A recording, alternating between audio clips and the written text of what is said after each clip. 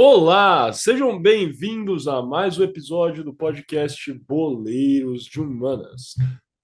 Lembrando sempre que o Boleiros de Humanas é um programa Podercast, a divisão de podcasts do jornal digital Poder 360. Como sempre, eu sou um de seus co-apresentadores, Miguel Galute Rodrigues, e estou aqui hoje com o meu co-apresentador, Guilherme Ribeiro Paturi, diretamente de Montreal, no Canadá. Sim, quando eu digo que estou com o Guilherme Paturi, estou de fato com ele no Canadá hoje. Estamos aqui juntos, Gui. E também estou com Gabriel Franco, falando diretamente de São Paulo, esse sim no Brasil. Vamos primeiro para o Franco, deixa o Gui para falar depois. Franco, como é que você está hoje, cara, nessa nossa gravação? Me sentindo honrado que pela primeira vez fui escolhido para falar primeiro, hein? Cara, diferente, assim, os benefícios das viagens corporativas do Miguel, não é mesmo? Mais animado para poder falarmos mais um pouquinho sobre Copa do Mundo, né? Estamos quase acabando aí. Daqui a 10 dias, exatos 11 dias, né, se eu não me engano, a gente tem a final da Copa do Mundo por aí, mas, mas com boas expectativas e se tudo der certo, se Deus quiser, a minha macumba baiana deu certo e o Brasil vai trazer o Hexa para casa. Alô, alô, Miguel, alô, alô, Franco. Bom dia, boa tarde, boa noite, caro ouvinte, seja lá onde você estiver escutando nesse mundo mundial. Um prazer enorme estar aqui, como sempre, meus caros. E aqui, de fato, pela primeira vez em quase que, Miguel, 2 anos. Nós fizemos 2 anos? 2 anos de podcast Boleiros de Humanas, 2 anos de programa, primeira vez que é gravado presencialmente eu e você. O nosso antigo co-apresentador o João gravava com o Miguel, então já teve episódios presenciais no Boleiro de Humanas. A primeira vez que eu e o Miguel estamos juntos, só falta um dia teremos os três juntos. E engraçado que não estamos em Toronto, no Canadá, né? Estamos em Montreal, no Isso, em Canadá. Montreal, no Canadá, cara. Muito bom estar aqui em Montreal. Para quem não conhece, vale a pena. Tô achando diferente. É uma vibe diferente, cara. Com certeza Europeia. europeia, cara. Aquele clima agradável do norte da França, cara. Está uma beleza. Uma chuva gelada, eu diria. Gelada. Mas muito bom estar aqui nesse nosso 49º episódio, onde a gente vai falar como uma espécie de pré-jogo para esse jogão que vai ter agora, você que está ouvindo aí na sexta-feira, dia 9 de dezembro, desculpa, eu estava falando de setembro quase, sexta-feira, dia 9 de dezembro de 2022, vamos ter o jogo entre Brasil e Croácia, válido pelas quartas de final da Copa do Mundo do Catar. Estamos aqui fazendo um pré-jogo, vamos conversar um pouquinho sobre as duas seleções, claro, vamos tratar da comparação semelhante até o que fizemos com o nosso último episódio, no qual tratamos sobre a seleção dos Estados Unidos e da Inglaterra, um pré-jogo que ficou bem bacana. E hoje vamos falar também sobre o passado, claro, da Croácia, que no caso era a Iugoslávia, não é mesmo, Gui? Exatamente. Então, para temos o nosso contexto histórico, né, que a gente sempre faz aqui no Boleiro de Humanas, hoje a gente vai discutir sobre a geração de ouro da Iugoslávia, porque para você que não sabe, caro ouvinte, a Iugoslávia já foi uma potência do futebol mundial nos anos 60, onde saiu muito bem na Eurocopa e na Copa do Mundo. E antes de entrar nesse nosso pré-jogo, nessa mesa redonda, nosso Power Ranking para o Brasil e a Croácia, nós vamos falar então sobre quando a Iugoslávia mandava no futebol É mundial. isso. E você lembrou aí do Power Ranking, para quem não sabe, para quem não está sabendo, o Goleiro de Humanas, cara, é um dos únicos analistas de esportes, nós somos um dos únicos grupos de analistas que está acertando, é verdade aqui, tá? De Que fato. está acertando os times que estão melhores colocados e são os favoritos para vencer. E o Power Ranking do Boleiro de Humanas ficou o seguinte, hein? Lembrando que isso aqui foi gravado há quase 20 dias, porque o nosso episódio foi lançado 15. Então, o Power Ranking na terça-feira, dia 22 de novembro de 2022, era o seguinte: era Brasil em primeiro, Inglaterra em segundo, Argentina em terceiro, França em quarto e Croácia em quinto. Cara, até dia 22 de novembro, acho que a Croácia nem tinha estreado na Copa, se eu não me engano. Não tinha. A gente teve a visão, colocou aí a Croácia à frente da Espanha, colocou à frente da Alemanha, da Bélgica. A Croácia está chegando aí, cara, despretensiosa. Vamos conversar sobre eles hoje. Não estou torcendo para eles ganharem, logicamente, daqui a pouco contra o Brasil, mas certamente é um time que inspira um pouco de cautela, no mínimo. Com certeza o Brasil é favorito, na minha opinião, não fico em cima do muro, porque quem fica em cima do muro é gato e caco de vidro. De E fato. vocês, Franco, quanto vai ser esse jogo para finalizar aqui essa nossa introdução? Cara, assim, eu vou falar um pouquinho mais, vou aprofundar um pouquinho mais sobre o estilo de jogo da seleção croata, dessa geração de ouro da seleção croata, né? Mas eu acredito que o Brasil consiga uma vitória não fácil, mas por 2-0. 2-0, um placar bom. Eu ficaria feliz com esse resultado. Eu sou mais pessimista, o Miguel sabe disso. Teve a honra de acompanhar Brasil e Coreia do Sul em Toronto, no Canadá. E o Miguel viu, cara, eu acordei nervoso. Quando ele falou, se a gente perder, o Miguel começou a rir e falou, se a gente perder, a gente vai pra casa. É isso, de fato. Não vai mudar muita coisa, cara. Sendo honesto e pouco cínico aqui, eu falei que o Brasil ia enfiar um sacode Falou. na Verdade. Coreia do Sul. Como de fato. Mas fala aí, quanto que você acha que vai ser esse jogo? Para de estender aí, cara. O meu placar para Croácia e Brasil na sexta-feira é um só, né, cara? É 3-1 pro Brasil. Digo mais, gols do Pombo, do Bailavini e do menino Neymar. Posso dar só uma 2 a 0 curiosidade pro aqui, Brasil. cara? Eu vou de A única 2 a 0 curiosidade é pro que Brasil também, cara. Vou concordar com o Franco. Acho que a Croácia não vai fazer gol no Brasil, não. Sendo completamente honesto. O ataque da Croácia tá meio zoneado. Enfim, tá bem zoneado. pra mim é 2 a 0 Brasil. Fora o alvoroço, cara, vai ser bom demais. Pode me cobrar, tô falando aqui, pode me cobrar 2 a 0 pro Brasil, cara. Não, de 8 em 8 anos a gente enfrenta a Croácia em Copa do Mundo, a gente enfrentou em 2006, enfrentamos em 2014, e vamos enfrentar agora em 2022. Em 2006 a gente ganhou de 1-0 com um golaço do Kaká, em 2014 foi na estreia da Copa do Mundo que a gente perdeu, ou melhor, que a gente ganhou de 3-1, mas a gente começou perdendo o jogo com um gol contra do Marcelo, que é quem se recorda da estreia do Brasil na Copa do Mundo dentro do Brasil. Então, temos dois bons resultados dessas duas vezes que a gente enfrentou a Croácia em Copa do Mundo. A gente ganhou os dois jogos. Então, acho que a gente vai ganhar o terceiro também. Então é isso, vamos ganhar mesmo, cara. Se não ganhar, depois não vem falar que a gente zicou, porque a gente tá cheio aqui. Meu pé tá quente hoje, cara. Tô usando uma meia aqui de esqui, porque todas as minhas meias da viagem já acabaram, não deu tempo de lavar. Então, tô tranquilo, tá tudo favorável, vamos passar mesmo, e é isso. Sem mais delongas, vamos passando para o nosso kickoff, onde a gente vai começar a entender um pouquinho do que era a seleção da Iugoslávia. Vamos para frente, a gente sabe que vocês querem ouvir também a comparação das duas grandes seleções, mas é importante ter aquele nosso tradicional contexto histórico. Então, sem mais delongas, vamos para o nosso kickoff para ouvir um pouquinho do que era a seleção da Iugoslávia.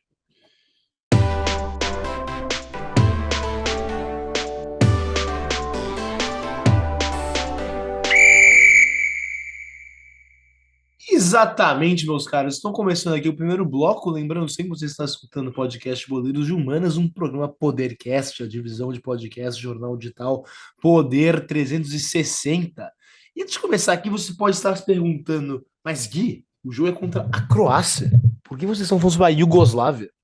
E para você, cara amigo, que não sabe, que é totalmente ok não saber, é que a Croácia fazia parte da Iugoslávia. A Iugoslávia foi um país nos Balcãs que incluía diversos países que inclusive fazem parte da Copa do Mundo, por exemplo, a Sérvia, por exemplo, a Romênia, que não está nessa Copa, mas foi para outras Copas no passado. Todos esses países faziam parte da Iugoslávia, que, enfim, foi um país bastante importante na sua existência depois da Segunda Guerra até 1991, quando começaram as declarações de independência e o país entrou em colapso, porque a Croácia, enfim, declarou sua independência da Iugoslávia no dia 25 de junho de 1991, sendo uma vez mais um país independente. E tendo dito isso, vamos então entrar diretamente de pronto na história da Croácia Eurocopa de 1960, que foi, de fato, a primeira Eurocopa da história, sendo organizada, né, pela UEFA, como é hoje. Então, a partir dos 1960, cada 4 anos tivemos uma Eurocopa organizada tal qual pela União Europeia, pela UEFA. E por ser, né, a primeira Eurocopa, ela foi bem pequena, na verdade. Só 17 times participaram, com alguns bem ícones, claro, né, do futebol mundial, decidindo não participar. Por exemplo, a Alemanha Ocidental não participou, a Itália não participou e a Inglaterra também não participou. Bem, o formato era era bem curto também. As equipes, como eu disse antes, 17 equipes que tentaram se classificar, apenas 4 se classificaram, que foi a França, como a anfitriã, a própria Iugoslávia, a União Soviética e a Tchecoslováquia. Mas, então tivemos diretamente umas quartas de final. Foi, de fato, um torneio mais curto, com 2 sedes somente, em Paris, com o Parque dos Príncipes, que naquela época tinha uma capacidade de 40 mil pessoas, e o Stade Vélodrome, em Marseille, que tem uma capacidade, tinha à época uma capacidade de somente 40 mil pessoas também, claro. O Parque dos Príncipes, ou Parque des Princes, estou em Montreal, né, Miguel? Então acho que a gente tem que gastar o francês. Casa do Paris Saint-Germain, e o Stade Vélodrome, que é, claro, a casa do Olympique de Marseille, que são, talvez, o PSG nem tanto, né? Mas o Marseille, certamente uma das equipes mais tradicionais da história da França. E agora entrando no... Caramba, cara. Isso é uma declaração forte do Guilherme Ribeiro Paturi, cara. Vocês não acham, não? O PSG A maior aí, rivalidade da França, tá? eu Olympique não de entendi Marseille muito bem aí. contra Paris Saint-Germain. Tudo bem, tem o clássico Saint-Étienne, cara, mas a verdade é que o Paris Saint-Germain, cara, já tinha aí algum grau de existência, cara, antes de ser comprado aí pelo o grupo Qatari, inclusive, né? Eles já tinham certa, cara, potência, né? Um time que ganhou Europa League. Fala outro time que ganhou a Europa League aí. Tudo bem, o Lyon já ganhou, mas fala outro, cara. Era um time aí conhecido, pô, ganhou nos anos 90. Então, ainda assim, dá pra pensar, é um time aí histórico, cara, com grande história. Temos o grande Nenê, que hoje lidera o esquadrão vascaíno, que fez uma boa carreira pelo PSG. Então, acho que é um desrespeito com o nosso Paris Saint-Germain e todos que já vestiram essa camisa. Eu não tô entendendo porque ele tá rindo, Frank. O que tá acontecendo aqui, cara? É, Pô, o uma, é Nenê foi um um. craque. Se eu não me engano, ganhou a Copa da França pelo PSG, tá É, bom? cara, é um cara muito clássico, né, eu diria. Teve o Alex, zagueiro. Diego Lugano. Diego Lugano, cara, que também veio. Não, mas o Lugano é da época É, da do época do Sheik, Qatar, já. já, eu acho. É. Já era da. Ele veio na primeira leva do Qatar, inclusive, que veio com Lavezzi, com o Foi isso aí. Menez, Pastore. Pastore. É isso Contratou aí. uns sul-americanos aleatórios e uns franceses aí que jogavam na Itália. É isso. O PSG é gigante, cara. Gigantesco, cara. Sempre foi. Só falta a Champions League aí, PSG se consolidar, cara. Se o PSG ganhar a Champions League, ele basicamente vira um Chelsea, cara. Essa é a verdade. Em termos de tamanho. Sendo completamente honesto, cara. É uma opinião forte, mas é a verdade, tá? É a verdade, tá? É uma opinião O forte. PSG tem o Neymar, cara. O PSG tem o Mbappé, velho. São jogadores que vão marcar época jogando junto. Tem o Messi, cara. Onde que o Chelsea já teve um time com um grau desse tamanho, cara? Ganha. Ah, mano, tudo bem, mano. Com Vai... Fernando Torres. Ah, calma. Vai até ganhar. Vamos lá. Era um time que era considerado o quê, velho? Time. Millwall. Time de torcedores de plástico, cara. Plastic fans, igual eles falam lá no Reino Unido, cara. Mas enfim, estamos desviando demais do assunto. Fazendo. Divagamos um pouco, cara. Mas vamos voltar aí então à Eurocopa. Depois dessa defesa profusa do Paris Saint-Germain, voltamos para a Eurocopa, que, como estava falando, tivemos diretamente semifinais. Eu falei quartas antes, peço perdão, fomos diretamente para semifinais, porque tínhamos 4 equipes, né? Então, diretamente para semifinais. A Tchecoslováquia jogou contra a União Soviética, perdeu de 3-0, com 2 gols do grande jogador soviético Valentin Kosmich Ivanov e outro do também jogador soviético, claro, Viktor Vladimirovich Ponedelnik. Esse eu fiz a pronúncia muito mal, mas então 2 do Ivanov e 2 do Ponedelnik, para um placar final de 3-0. Agora, do outro lado, talvez o resultado mais impressionante, né? Porque a França foi derrotada, os anfitriões franceses foram derrotados de 4-5 pela Iugoslávia. A França teve 4 gols marcados, né? Um pelo Jean Vincent, 2 pelo François Hutt e outro pelo Marian Wisniewski. Wisniewski, um bom nome, que parece polonês, mas não era francês. E a Iugoslávia, por sua vez, marcou 5 vezes, gols de Milan Galic, Ante Zanetic, Tomislav Nez e Dragan Jerkovic, que foram então os 5 gols da Iugoslávia, um placar meio bailarino, mas isso levou então a Iugoslávia a enfrentar a União Soviética nas finais. Isso também é um confronto interessante, Franco e Miguel, porque existia uma certa é, é, é, frieza, digamos assim, entre os governos da União Soviética e da Iugoslávia nesse momento, porque apesar da Iugoslávia ser um país de esquerda, talvez até socialista, ele não estava alinhado com a União Soviética como outros países, como a própria Tchecoslováquia, como a Alemanha Oriental, como a Polônia. Não, a Iugoslávia tinha uma certa independência, inclusive o ditador Stalin detestava o ditador da Iugoslávia, o Marechal Tito. Então esse confronto teve aí algumas conotações políticas também, devido a essa frieza, como eu classifiquei, entre a União Soviética e a Iugoslávia. Mas então a grande final, que foi disputada dia 10 de julho de 1960 em Paris, no Parque dos Príncipes, a União Soviética derrotou a Iugoslávia, que, com gols de Slava Metrevnelli e outra vez do Viktor Vladimirovich Ponedelnik.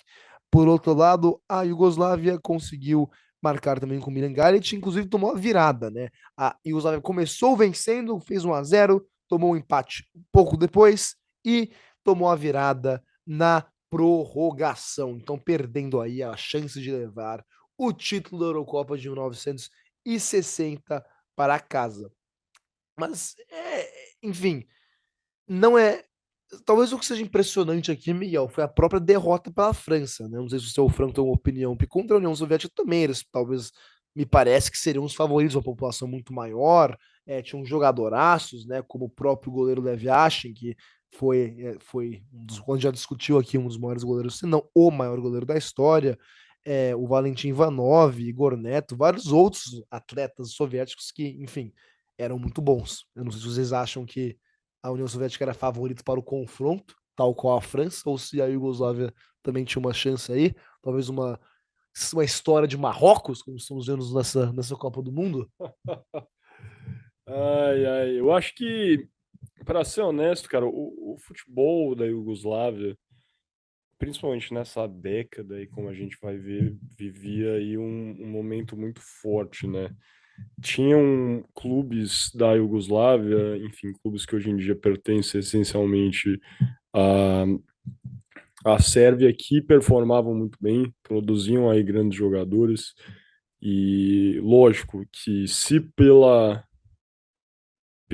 aglutinação de diferentes povos com culturas diferentes, né, grupos étnicos bastante distintos, isso aí acabava acarretando conflitos em grandes partes, talvez fosse relativamente positivo dentro do campo, né, porque aí com uma população muito maior, a Iugoslávia tinha, por mais que houvesse aí também certa preferência, não necessariamente, né? Eu também não vou fazer um juízo de valor aqui agora, porque eu não conheço essa parte ultra fundo. Confesso que eu não sou um especialista em convocações da Iugoslávia entre os anos 60 e 70.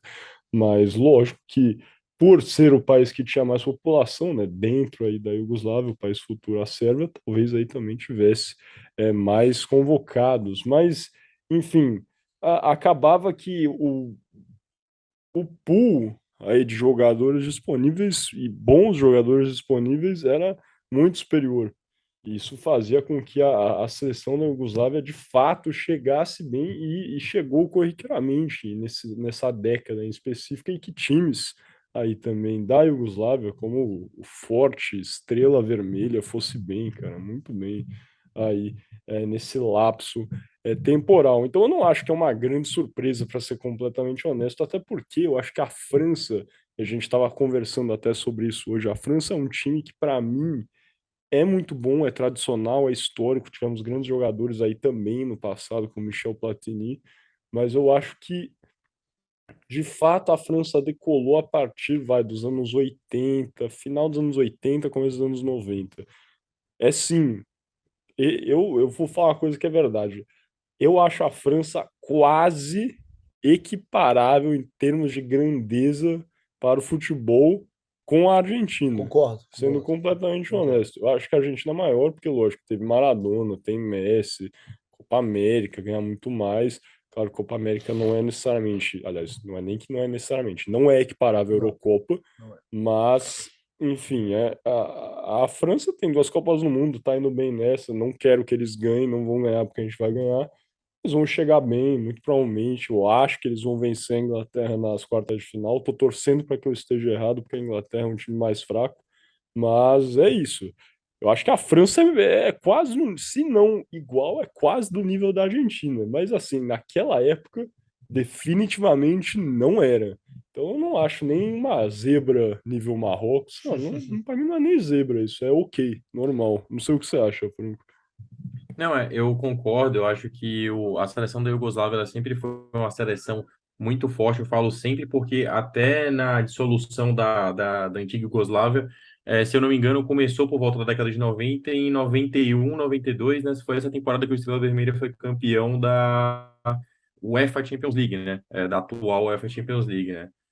Então, sempre foi uma seleção muito forte, inclusive sobre essa questão dos sérvios que o Miguel abordou.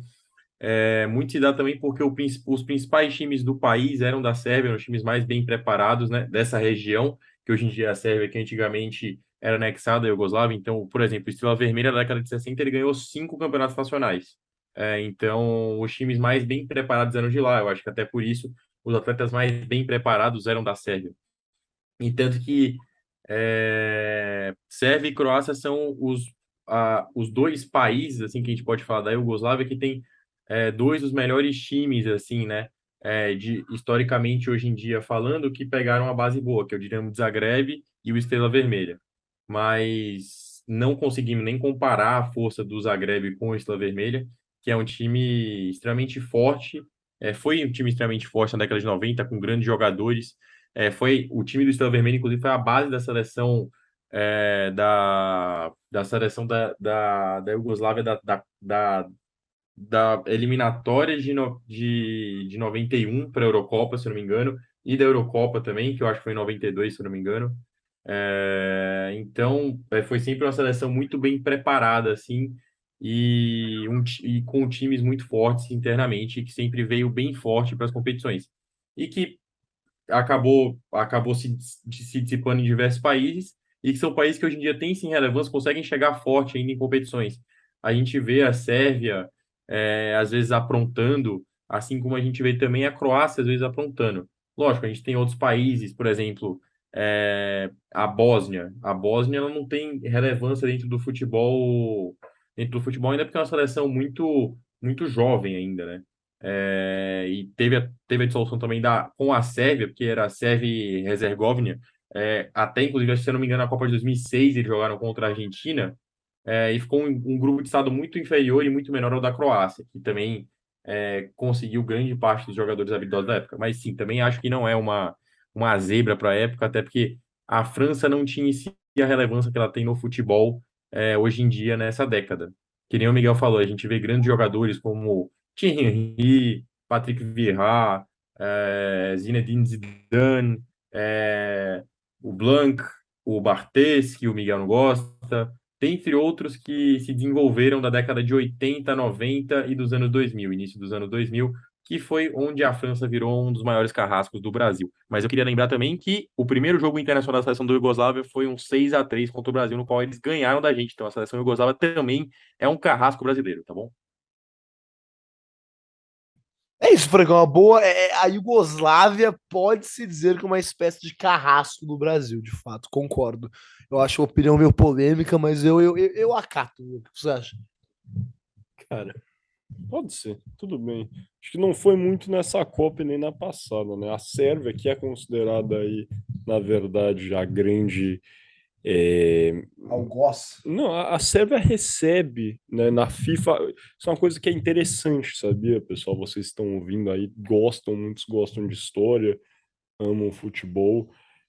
Para pensar, o que acontece com os títulos de um país, as medalhas, né? A Iugoslávia aí foi vice, igual ele falou, mas aqui a Iugoslávia também venceu alguns torneios, venceu os Jogos Olímpicos, por exemplo, em 1960. O que acontece com esses títulos quando um país para de existir?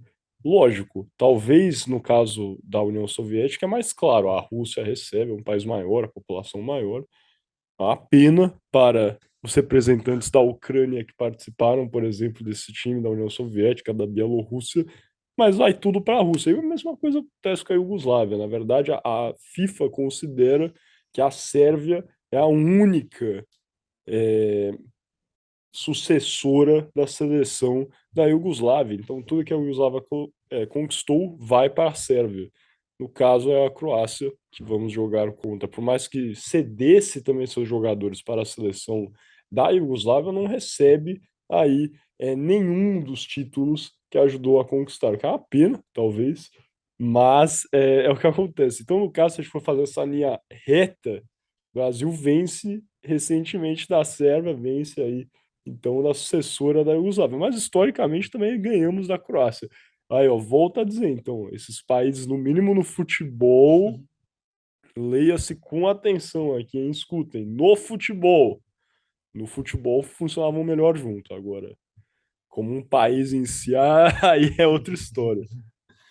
Justo, justo. Então, voltando aqui para a Copa de 60, a Eurocopa de 60, desculpa, para concluir, você pode estar pensando, né, cara, ouvinte? Isso é um pensamento válido. Poxa, a Iugoslávia não era isso tudo. Só ganhou, chegou, qualificou, chegou só tinha semifinal e perdeu na final. Então, na verdade, ganhou um jogo e perdeu outro, né?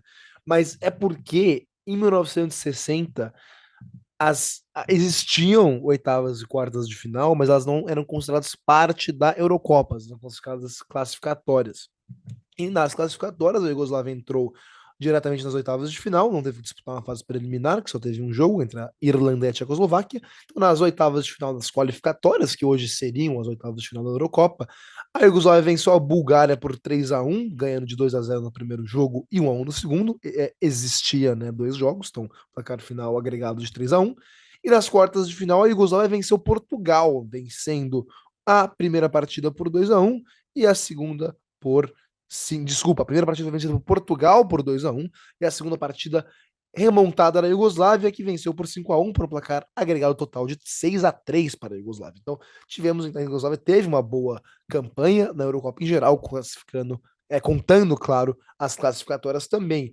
Isso, o Miguel vai entrar na Copa de 62, que foi uma espécie de continuação desse sucesso da Eurocopa, mas em 1968 também, rapidamente, a Eurocopa de 68, a Iugoslávia novamente chegou à final, mas dessa vez saiu derrotada pela Itália, perdendo, saíram dois jogos, empatando o primeiro na prorrogação, 1-1, e perdendo o segundo por 2-0, placar final, então, de 3-1 para a Itália.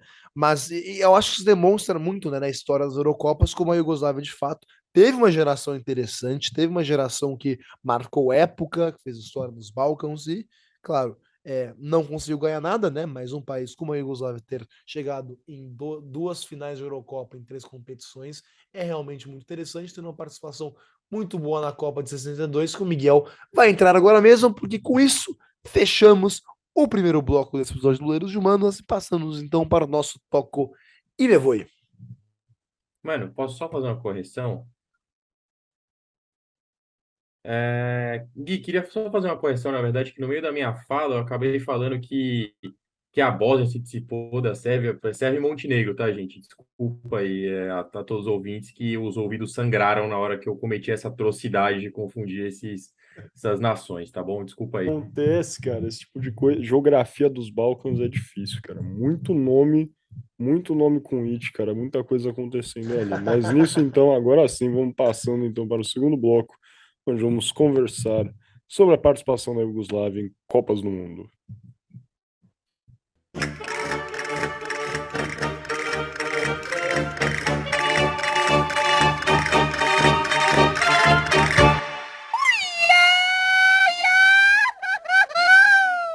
Sejam bem-vindos de volta ao podcast Boleiros de Humanas, um programa Podercast, a divisão de podcasts do jornal digital Poder 360.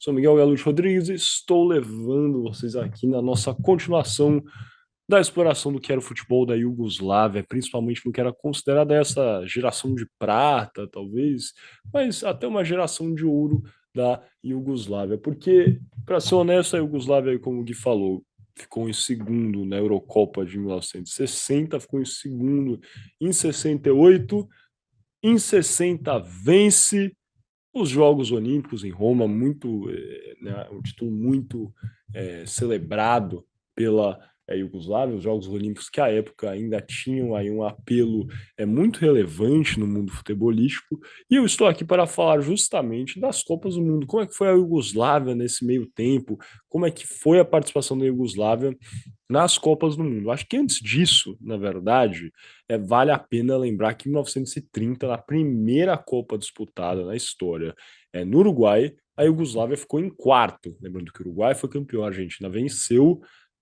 a Iugoslávia ficou em quarto, atrás, sim, dos Estados Unidos que ficou aí em terceiro lugar. É bem verdade que nas semifinais o Uruguai perdeu para a Iugoslávia por 6-1. Então, lógico, havia aí uma distância entre a qualidade, dissonância clara entre a qualidade da Iugoslávia com o Uruguai, mas, enfim, perder de 6-1 em uma semifinal não é tão ruim assim, eu diria. Mas passando para a próxima toada, em 1962 a Iugoslávia chegou como, não posso dizer uma das favoritas para vencer a Copa, que foi vencida pelo Brasil, como sabemos, que em 58 foi Pelé e 62 foi para o Mané. A Iugoslávia chega forte para a disputa do campeonato no Chile, pois, como sabemos, aí pelo que o Gui apresentou, em 60 a Iugoslávia havia sido vice-campeã da Eurocopa. A Iugoslávia se classifica bem, de forma tranquila, nas qualificatórias da UEFA, um dos 10 times classificados, e leva também grandes jogadores à época, levando aí a seleção completa muito bem, como o Gui já havia explicado no bloco anterior, onde os jogadores vinham de um pool muito maior por ter a representação da Iugoslávia, não só da Sérvia, mas também por jogadores da Croácia, Montenegro, enfim, todos os países que hoje em dia representam aquela região aí de ex-repúblicas da Iugoslávia. Passando então, na verdade, realmente ao que foi, né, como foi a participação da Iugoslávia nessa Copa do Chile, é importante afirmar, né, que a Iugoslávia participa de um grupo com seleções fortes. Temos aí Uruguai, Colômbia, União Soviética e Iugoslávia, um grupo. Então, lógico, por mais que a Iugoslávia tivesse chegado de forma poderosa na Copa, é complicado. A União Soviética que tinha vencido a Iugoslávia 2 anos antes na final da Eurocopa em Paris, foi a primeira adversária da Iugoslávia na fase de grupos. A União Soviética vence por 2-0 no dia 31 de maio de 1962, com gols de Ivanov e Ponedeljnik. E aí a União Soviética também contava, logicamente, com uma das grandes estrelas da época, o goleiro Lev Yashin também participou aí da Copa de 62 no Chile. Então a Iugoslávia começa com uma derrota, depois vence o Uruguai no dia 2 de junho de 62 por 3-1 com gols de Skoblar, Galit, como o Gui bem apresentou, o grande jogador da Iugoslávia, um dos craques dessa geração aí da Iugoslávia, e também da Dražan Jerković, que foi, né, um jogador da Iugoslávia com descendência croata, fazendo aí, marcando época pelo Dinamo de Zagreb. Então a Iugoslávia vence o Uruguai e joga aí seu jogo final contra a Colômbia que já estava, na verdade, desesperada por ter perdido a primeira partida para o Uruguai, empatado contra a União Soviética, joga contra a Iugoslávia e leva um sacode 5-0 para a Iugoslávia. A Iugoslávia se classifica em segundo do grupo, junto à União Soviética. Os gols dessa partida, jogada no dia 7 de junho de 62, foram marcados por Galit, esse que fez 2 gols, Jerković, que fez 2 gols, e Melić, que fechou o placar aí 5-0 para a Iugoslávia. E a Iugoslávia, então, na fase, no mata-mata, naquela época, tínhamos menos times durante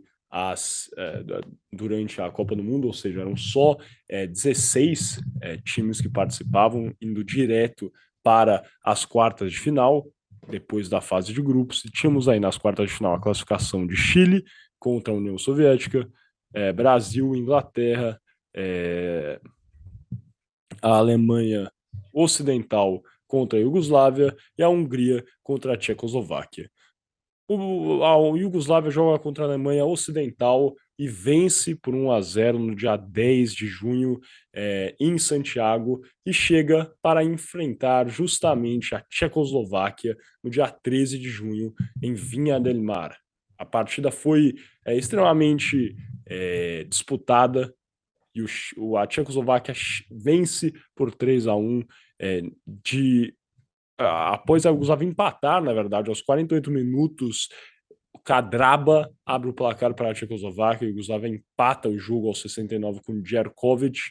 Aos 80, a Tchecoslováquia consegue aí o segundo gol, chega a 2-1, e aos 84, um pênalti para a Tchecoslováquia acaba aí finalizando, né, tirando qualquer chance de reação da Iugoslávia de chegar aí à final da Copa do Mundo. E a Tchecoslováquia passa de fase e enfrenta o Brasil na final. Como sabemos, o Brasil vence a Tchecoslováquia por 3-1 no dia 17 de junho em Santiago. Essa partida aí que tivemos gols e o Brasil começou atrás, hein? Quem sai na frente é a Tchecoslováquia com um gol aos 15 minutos por Masopust.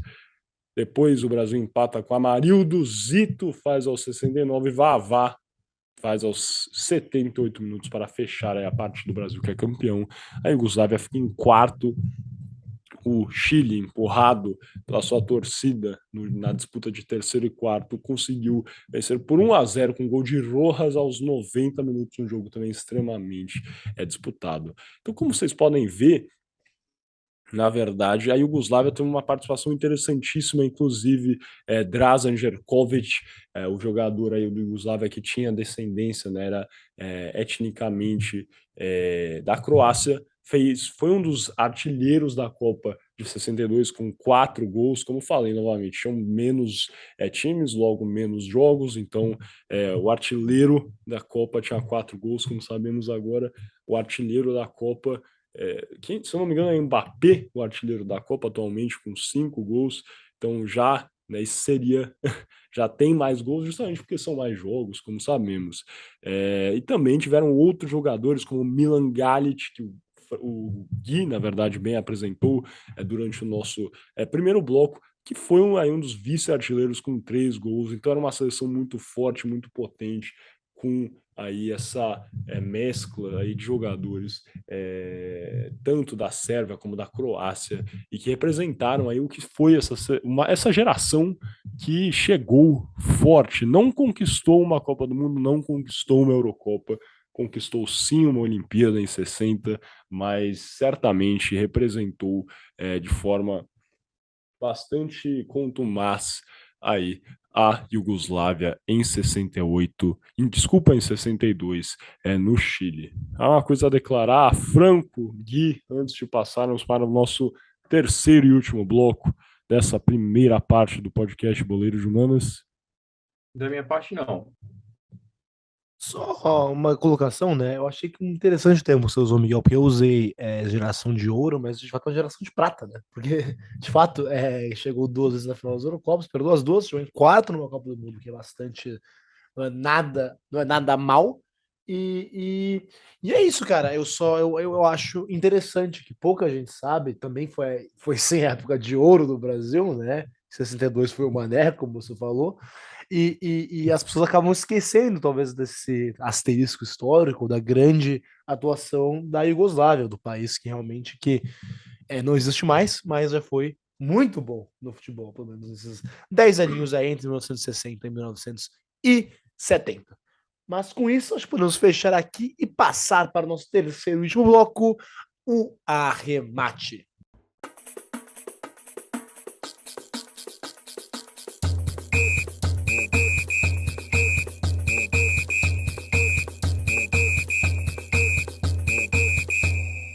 Sejam bem-vindos ao Arremate, me chamo Gabriel Franco e hoje eu darei um pequeno sobrevoo sobre como que a seleção da Croácia chega para essas quartas de final na Copa do Mundo contra o Brasil, como que foi o histórico, mais ou menos parecido com o que fizemos na semana passada. Bom, então vamos lá, vale a pena a gente pegar aqui e falar um pouquinho sobre como foi o histórico da Croácia no pré-Copa. O que a gente tem no pré-Copa? A gente tem a Croácia passando em primeiro na Copa, ou melhor, no seu grupo do pré-Copa, num grupo que tinha a Rússia e outras seleções mais do leste europeu. Então ela teve um grupo um pouquinho mais fácil, a Rússia passou em segundo, logo depois todo mundo sabe o que aconteceu. Uma guerra aconteceu, não é mesmo? E a Rússia acabou sendo desclassificada e perdendo a oportunidade de disputar uma vaga para a Copa do Mundo. Mas a Croácia passou em primeiro no seu grupo com uma certa facilidade, sofreu apenas 4 gols, então não teve muita dificuldade. Normalmente as seleções de alto escalão, de alto padrão europeu, não costumam ter dificuldade nas eliminatórias, né?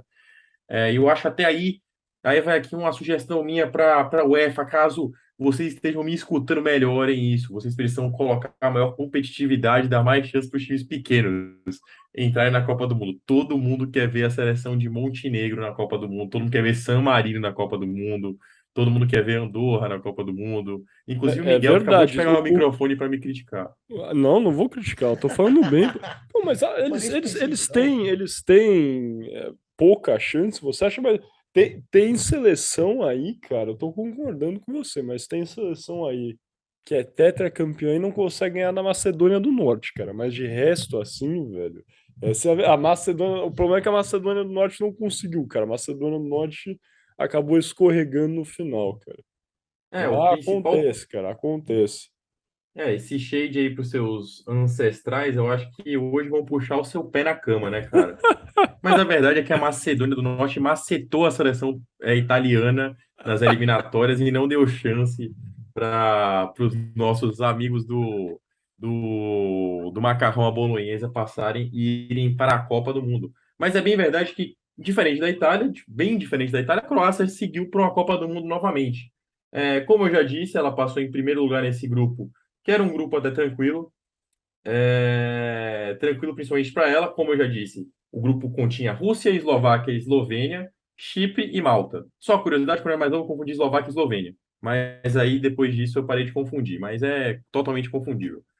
Mas, enfim, ela passou em primeiro lugar com 23 pontos e apenas 4 gols sofridos nesse grupo considerado mais fácil. E logo depois disso, ela pegou uma chave também na Copa do Mundo que todo mundo considerava muito fácil, que a gente viu bem que não era assim, não é mesmo?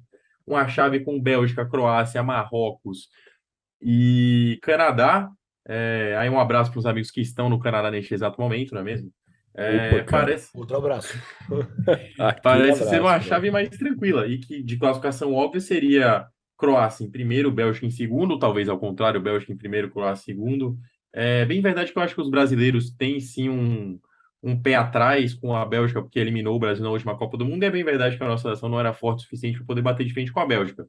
Mas de uma análise sucinta, quem vê Liga das Nações, quem vê Eurocopa, quem vê jogos na Europa sabe que a seleção da Croácia se portava de uma maneira melhor do que a seleção da Bélgica, não desde 2018, mas desde muito antes disso, tá bom? É bem verdade que a seleção belga já povoou entre primeiro do ranking da FIFA durante muitos anos, mas a gente sabe que esse ranking é uma grandíssima palhaçada e que não serve de nada, porque quase nunca a seleção que está em primeiro no ranking realmente traz algum perigo e ou ganha a Copa do Mundo. É, mas, enfim, é bem verdade que a seleção da Croácia é uma seleção extremamente organizada, mas que chega para essa Copa muito mais enfraquecida. Como assim enfraquecida? Na última Copa do Mundo, se a gente for pegar a escalação de Croácia e Inglaterra, que é a semifinal, a gente tem o time que é considerado o time ideal montado da Croácia, que obviamente na final eles chegaram para poder jogar de outro jeito contra a França. Mas a gente tem no gol o Subasic, que foi o goleiro da seleção da Croácia durante mais de 10 anos e que goleiro também do Mônaco, que era um excelentíssimo goleiro, que já se aposentou. A gente tinha o Versálico, que era um lateral direito de muita consistência, que jogava no Atlético de Madrid. O Lovren, que na época estava no Liverpool, estava bem no Liverpool, hoje está no Zenit, ele figura na reserva da seleção. A gente tinha o Vida, que ele surgia no Shakhtar Donetsk, se não me engano, e surgia bem, fazia a função dele no clube ucraniano. O Strinic na lateral esquerda, que era mais um jogador de composição de elenco, o Brozovic, que tinha acabado de se transferir para a Inter de Milão e que demonstrava já um bom futebol, um ótimo volante de contenção, o Brozovic, inclusive. E a gente tinha o meio deles que eu acho que talvez um dos melhores meios da história da seleção da Croácia, com o Modric e o Rakitic, que são dois jogadores de extrema qualidade, que jogavam na época um no Barcelona e o outro no Real Madrid. Inclusive o Modric eleito o melhor do mundo após a final da Copa. Contestável ou não, ele realmente mereceu, porque ele jogou muita bola e ajudou a seleção da Croácia a chegar à final.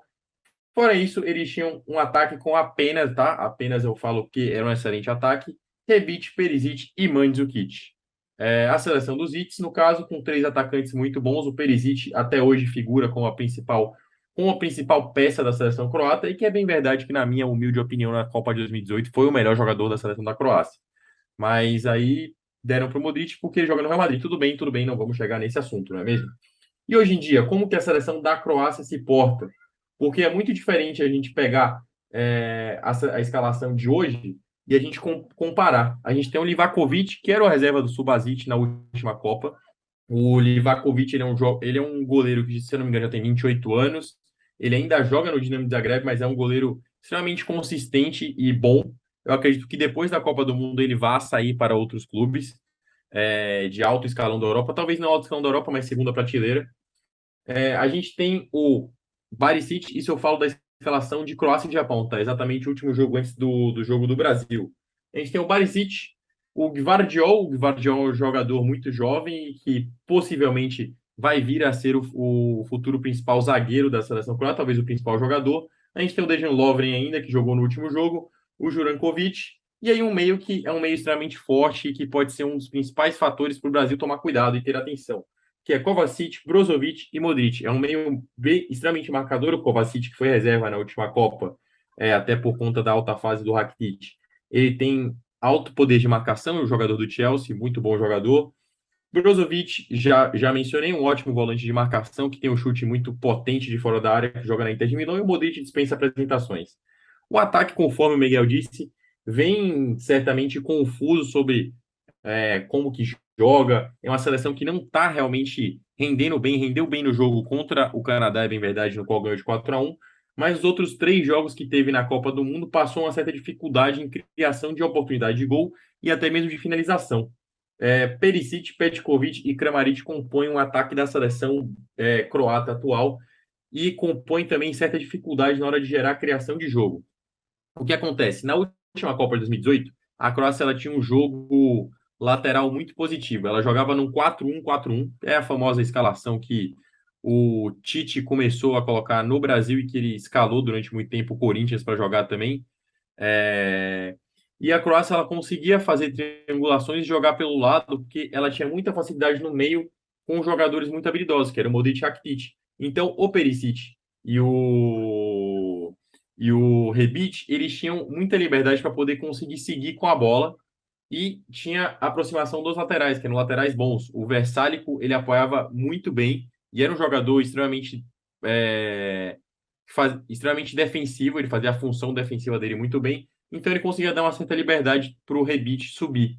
Hoje em dia, a seleção ela não tem essa mesma versatilidade para jogar pelo lado. O Perisic é um jogador que já está mais velho, e o Kramaric, que é o jogador que está jogando aberto do outro lado e que faz a função de segundo atacante, ele é um jogador que é muito mais central do que aberto. Então, a seleção que ela tem uma construção de jogo muito lenta. E acaba optando, às vezes, por se construir na defesa muito mais do que no ataque.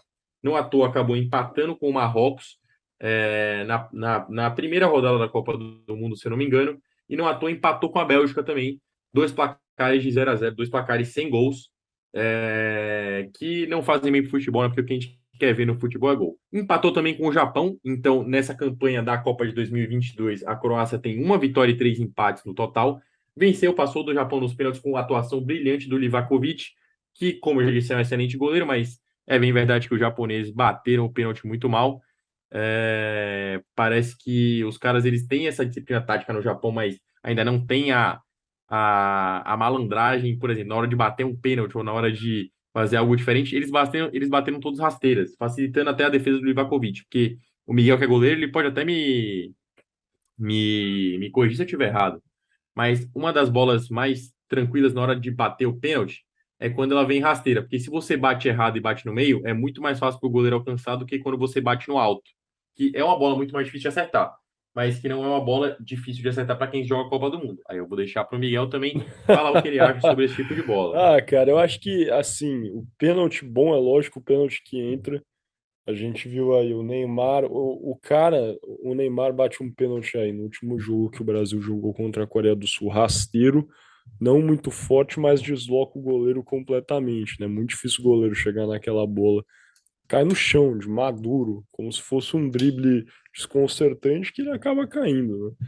E eu acho que é um pouco disso. Assim, a verdade é que acho que para o goleiro o pênalti mais difícil de pegar são os pênaltis são nas extremidades. Não há tempo hábil para um goleiro chegar, cara. Mesmo que seja rasteiro, num pênalti que vai muito no canto. Mais do que ser rasteiro, acho que o maior problema dos pênaltis batidos pelo Japão é que eles não foram com muita força, né, cara? Foi no meio e fraco. Essa é a verdade. Aí o goleiro pega mesmo. E o goleiro aí, né, me fugiu o nome dele agora. O Como que chama? Livakovic. Livakovic, exatamente. O Livakovic foi muito bem porque o goleiro é isso mesmo em disputa de pênalti, né? O goleiro tem que pegar os pênaltis, são fáceis. Pênalti difícil vai entrar mesmo, o goleiro não chega, cara. O Cássio, que tem É, quase 2 metros de altura, o goleiro aí da Holanda, tem quase 2 metros de altura, tem 2,3 metros de tem altura, dois metros é o e maior, três, se eu não me o engano. maior jogador a jogar uma Copa do Mundo. Não chega, é impossível chegar na bola, cara, porque é física, é impossível você cair e chegar no canto. Então, mas eu concordo, com isso aí eu concordo, cara, mas só um comentário também que eu acho que vale a pena pra gente falar sobre o ataque da Croácia. Cara, é uma diferença gritante aí entre. E coitado do Petkovic, ele nem é um jogador ruim, para ser completamente honesto. Mas é uma diferença gritante entre o Petkovic puxando o ataque e, cara, Rebic, Perisic. Perisic, Rebic, Mandzukic, que fez gol, né, na final também, por exemplo. Pô, cara, não sei. Não é que ele seja ruim, Petkovic. Eu posso falar tudo isso aqui, a gente tá gravando aqui na quarta-feira. E daí zicar ele fazer gol contra o Brasil na sexta. Tudo bem, espero que não aconteça. Mas ele não é tudo isso também, né? O cara tá com 28 anos, vai fazer 29 anos jogando ainda no Dinamo Zagreb. Por mais que seja um time aí que recentemente tem até, é, enfim, surpreendido em competições continentais, não é um time ultra tradicional assim. É uma potência regional, nunca uma potência continental. Então eu acho que é um time que certamente envelheceu, né? Se falou, o Rebic não foi para a Copa do Mundo porque, enfim, tá com problemas, né, físicos, na verdade, acima Sim, de tudo. O Nós sabemos o Rakitic não deu também para essa tá. Copa do Mundo, exato. Então é um time aí que é difícil. Eu acho que não envelheceu tão mal quanto a geração belga, logicamente, né? Igual a gente fala, a Croácia tá no nosso power ranking do jeito que tá, porque tá agora, quando era 6 jogos sem perder antes de começar a Copa do Mundo, começou a Copa do Mundo e não perdeu. Então foram mais É, 3, 9, com a oitavas de final, 10 jogos sem perder. Então, sem perder a Croácia. Uma seleção que, logicamente, tem experiência, porque ninguém chega em final de Copa do Mundo sem experiência, então acho que é um time que está maduro. Vários jogadores que o Franco listou aí faziam parte do grupo de 2018, alguns, e isso é positivo e negativo. Igual eu já falei, pode ser um ponto negativo porque envelheceu, mas também é positivo porque os caras já viram, né?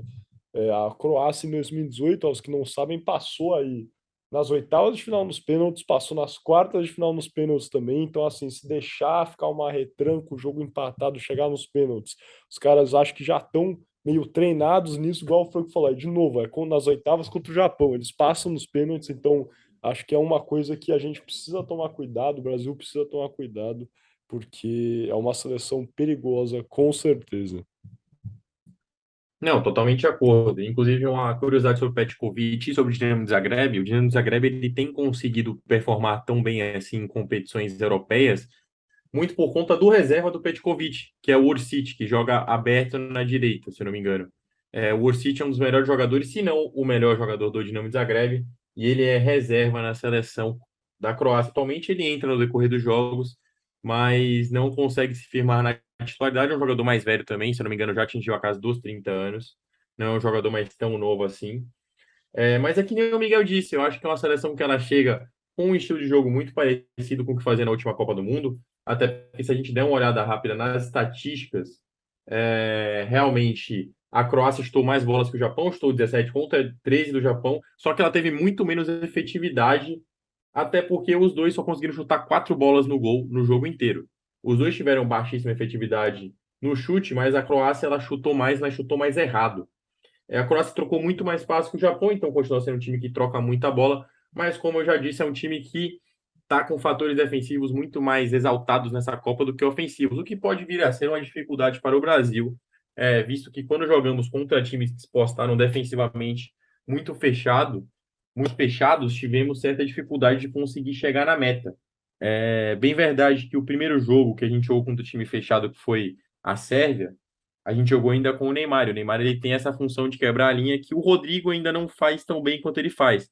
Que ele quebra a linha defensiva, consegue puxar a marcação e abrir espaço para os alas conseguirem aprofundar. E tudo bem que é muito diferente o estilo de jogo da Sérvia do estilo de jogo da Croácia, até porque a Sérvia jogou num 3-4-3 e a Croácia deve jogar muito provavelmente num 4-3-3 com esses três, com essa trinca de meio de campo com Kovacic, Modric e Brozovic. Que são três meio de campos. O Modric, obviamente, de armação, mas os outros dois totalmente de marcação. E o Kovacic até sobe um pouquinho, mas ele é um jogador muito mais físico do que habilidoso. Enfim, eu prevejo um jogo difícil pro Brasil, por isso que eu falei 2-0.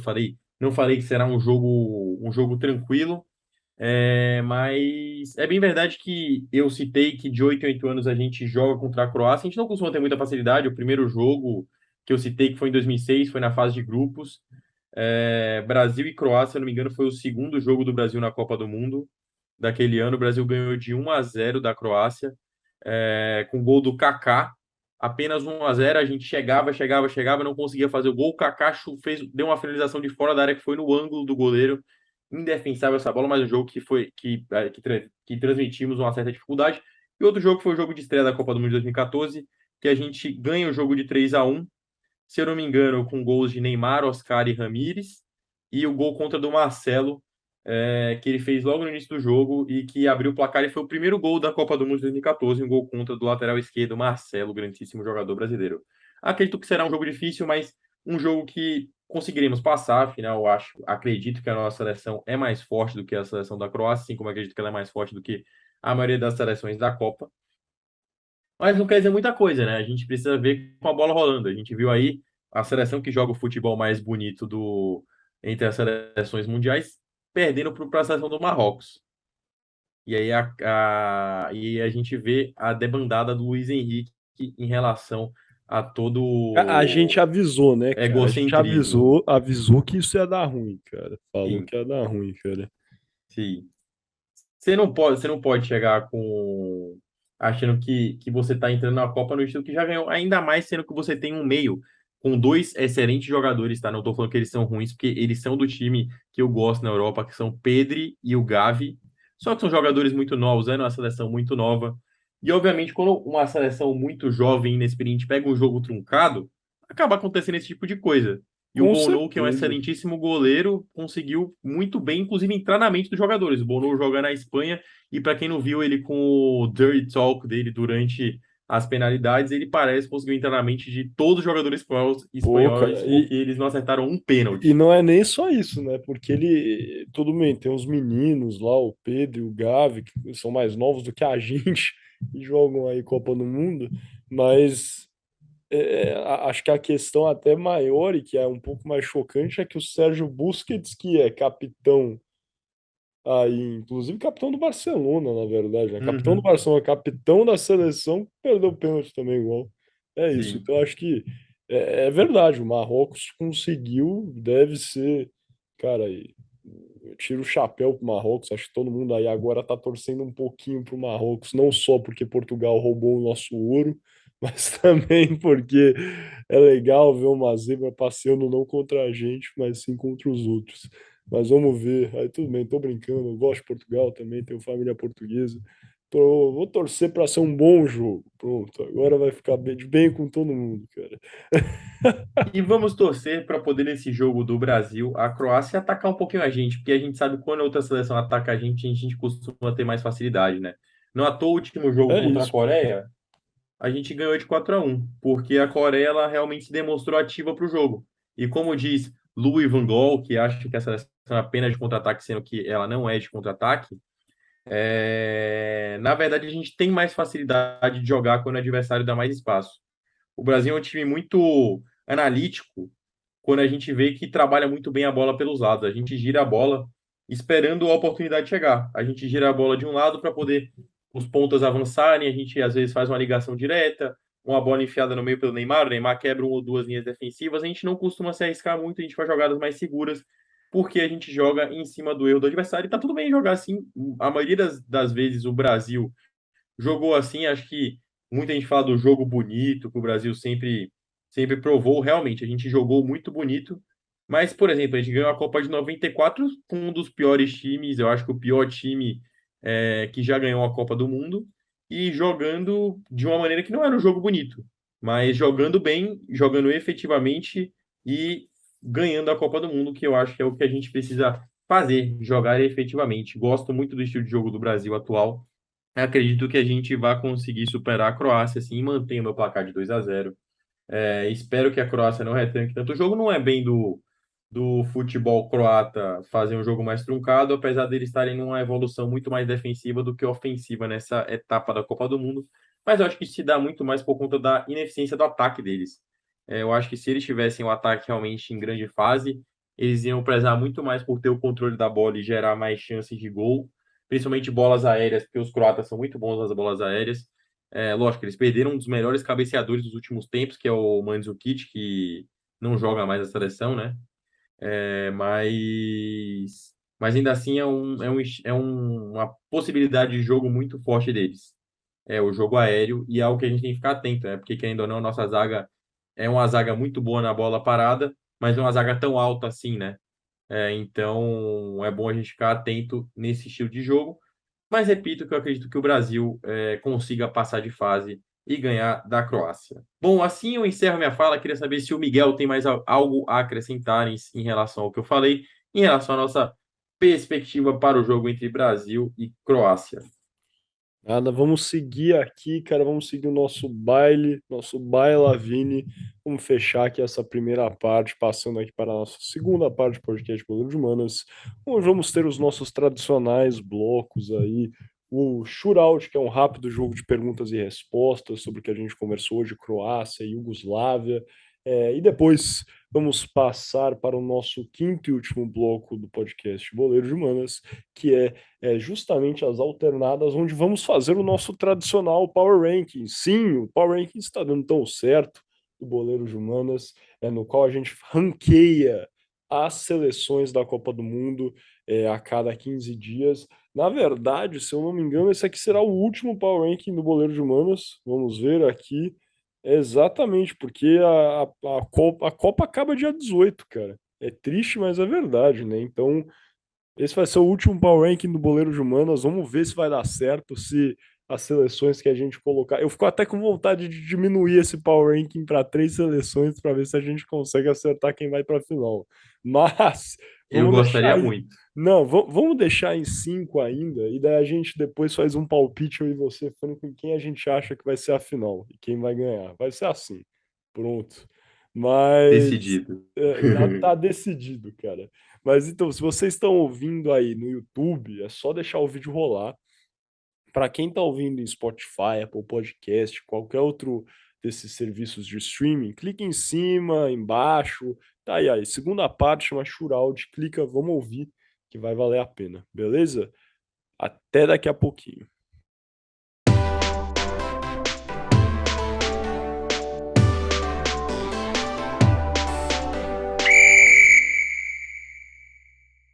Olá, sejam bem-vindos à segunda parte do 49º episódio do podcast Boleiros de Humanas. Lembrando que Boleiros de Humanas é um programa Podercast, a divisão de podcasts do jornal digital Poder 360. Dando início aqui, então, a essa nossa segunda parte, eu sou Miguel Galo de Rodrigues, estou aqui com o Gabriel Franco, a gente vai fazer o nosso shootout, que é aquelas perguntas sobre o que a gente debateu.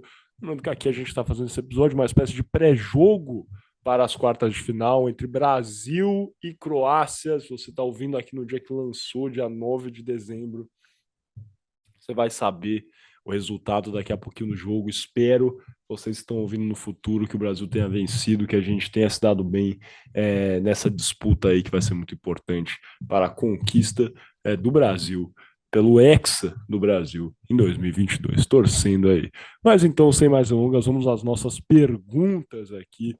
Vou começar com a minha pergunta para o Gabriel Franco. Franco,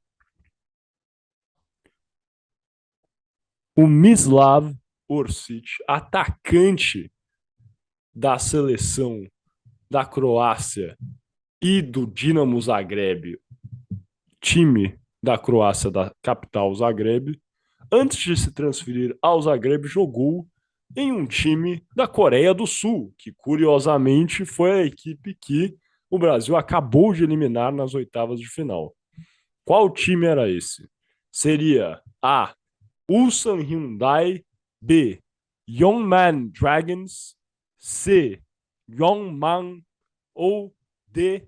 Seria por acaso o Jeonbuk? Cara, é uma boa pergunta. O John Book, se eu não me engano, é aquele time que tem o escudo com a letra J e das cores azul e preto, não é? Não, na verdade, esse aí é o. Esse eu não lembro qual é o nome, é o que é o verde. Esse aqui, eu vou te mostrar até o logo, cara. Ah, o verde, eu sei, eu sei, eu sei, Sabe eu qual sei, é? eu sei. Isso, E o Yusan Hyundai é o que tem o tigre, não é? é o do Tigre. É, Cara, eu veja. vou com. É esse mesmo. Eu vou com o Yusan Hyundai, então. Ulsan Que Hyundai de A de é Atlético Ulsan Mineiro. Hyundai. Ulsan Hyundai. A de Atlético Mineiro, então. Ulsan Hyundai, cara.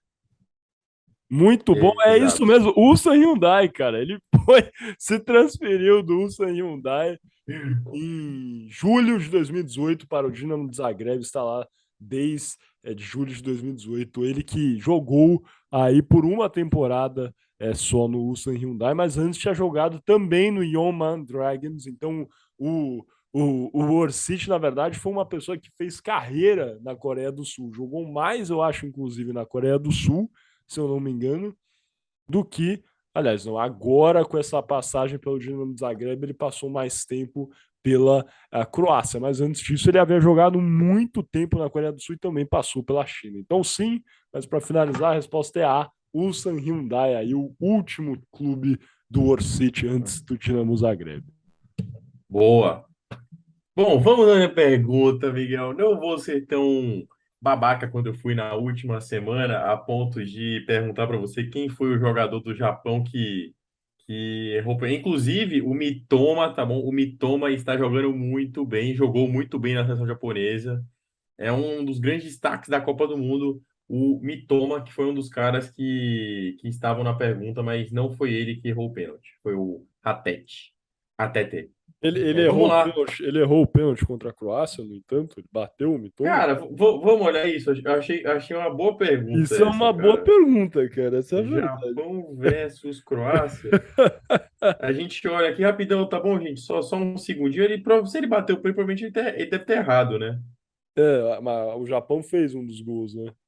Será que foi o O Mitoma? Japão fez um dos gols. Como é que eu vejo isso aqui no Google? Muito difícil. Vai fazendo essa pergunta que eu olho isso enquanto isso, cara. Fechado, então. Vamos lá.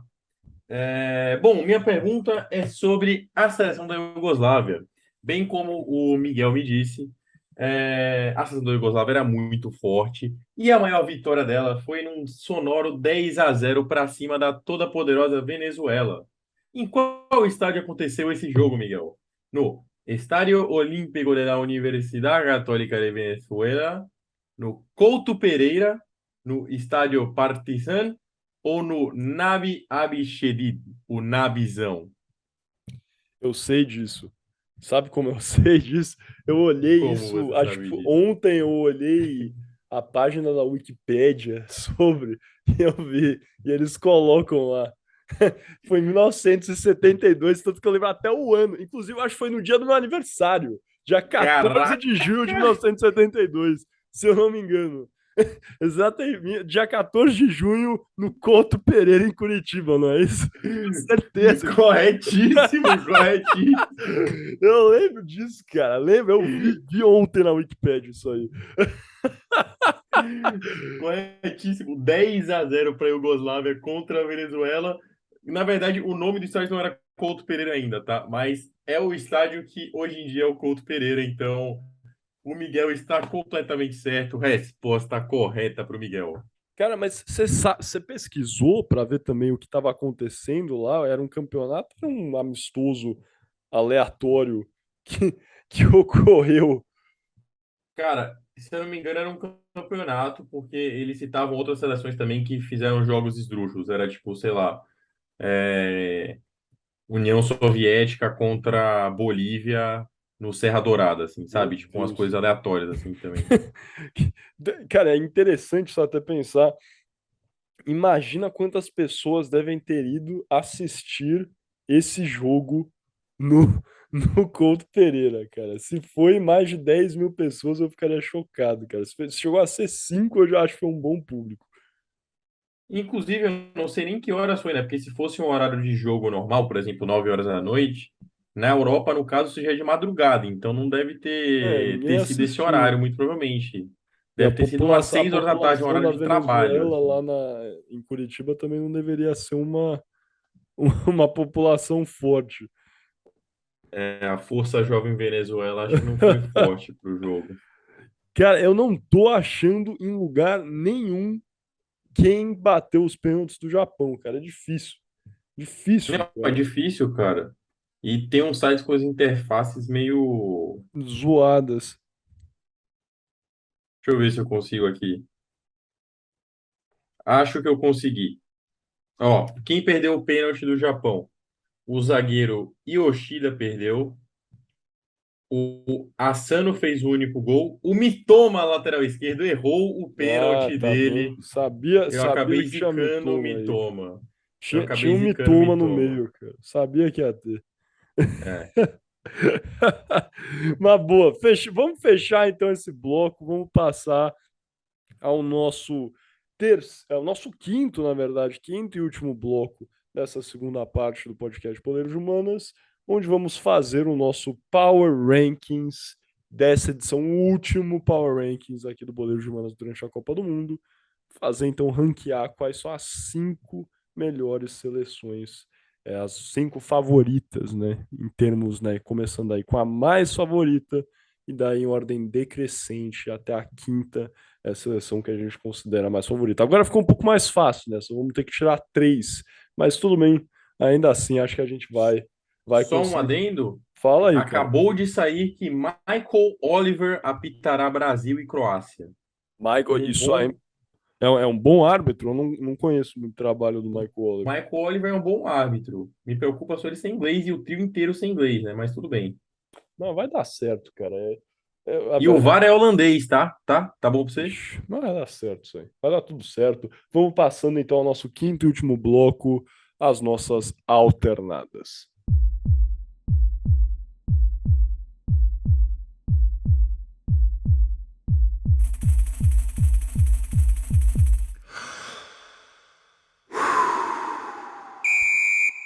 Sejam bem-vindos novamente ao podcast Boleiros de Humanas. Lembrando que Boleiros de Humanas é um programa Podercast, a divisão de podcasts do jornal digital Poder 360. E as nossas alternadas hoje, como eu falei, vão ser feitas simplesmente com o nosso debate aqui sobre os Power Rankings que nós fizemos. Vamos revisar os Power Rankings que foram feitos na terça-feira, dia 22 de novembro de 2022. No comecinho da Copa, a gente decidiu aí, fazendo uma média, que a seleção mais favorita a vencer a Copa do Mundo era o Brasil. Em segundo, a média, colocamos a Inglaterra. Em terceiro, a Argentina. Em quarto, a França. E em quinto, a Croácia. Como vocês podem ver, nós somos ótimos na nossa análise futebolística, porque todas essas seleções chegaram aí às oitavas de final. Muitas pessoas aí podem ter criticado a falta da inclusão da Espanha, Bélgica, Alemanha. Essas seleções aí, como sabemos, já caíram fora. Então, o nosso Power Ranking aí ficou desse jeito: Brasil, Inglaterra, Argentina, França e Croácia. Vamos debater aqui agora, Franco. Você acha, lembrando que além dessas 5 seleções, nós temos ainda na disputa pelo título, representando aí o continente africano, Marrocos, outro representante da Europa, Portugal, e outro representante da Europa também, a Holanda, né? Os são dos Países Baixos. Franco, vai lá, cara. Quem você acha que é ainda o favorito a vencer a Copa do Mundo e por quê? Acho que você tá mutado, meu amigo. Cara. Cara, o que eu tava falando aqui é que eu continuo com a minha opinião que o Brasil é o favorito para vencer a Copa do Mundo.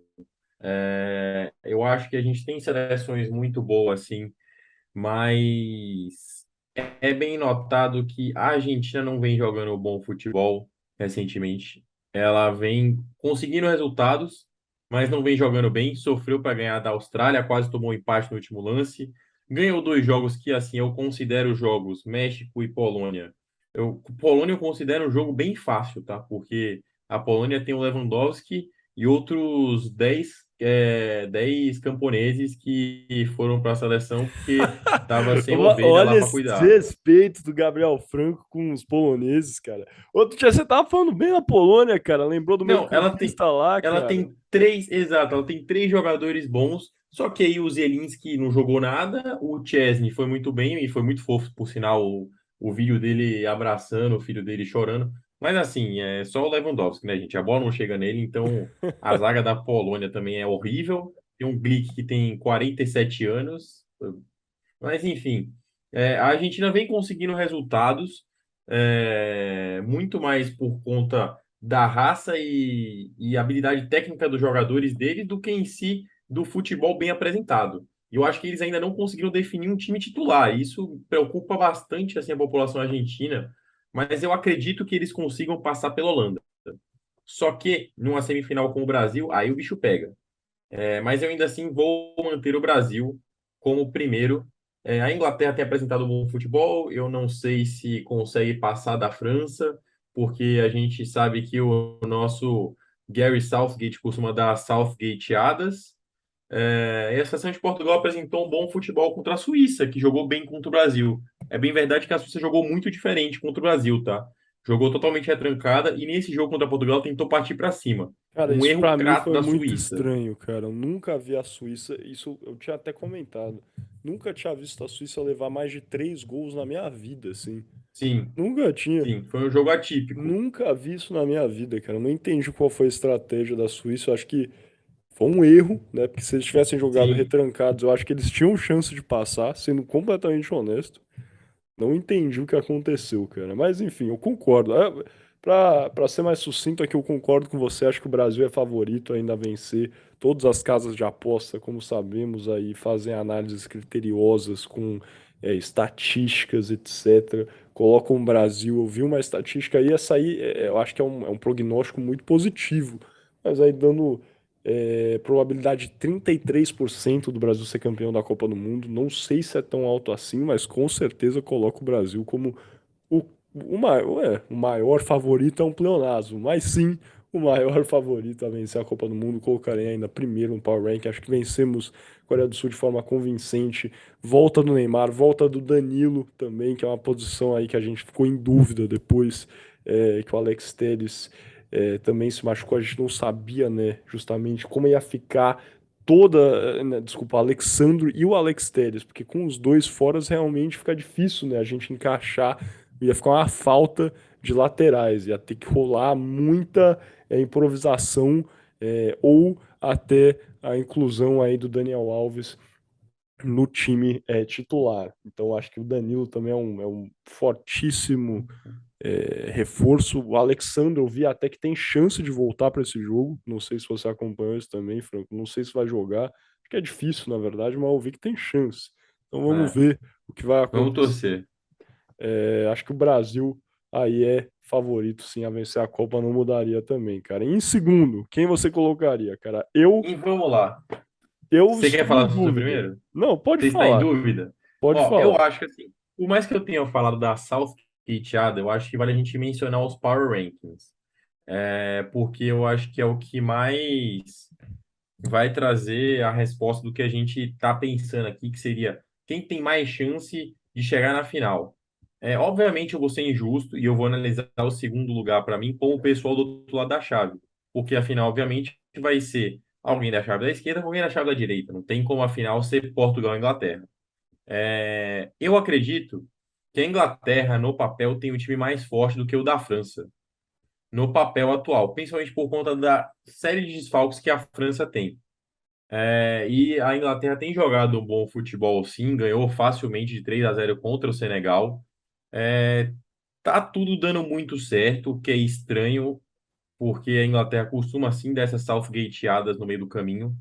Mas eu acredito que a Inglaterra tem o segundo time mais forte. Eu acho que tem bastante chance da Inglaterra fazer uma final contra o Brasil.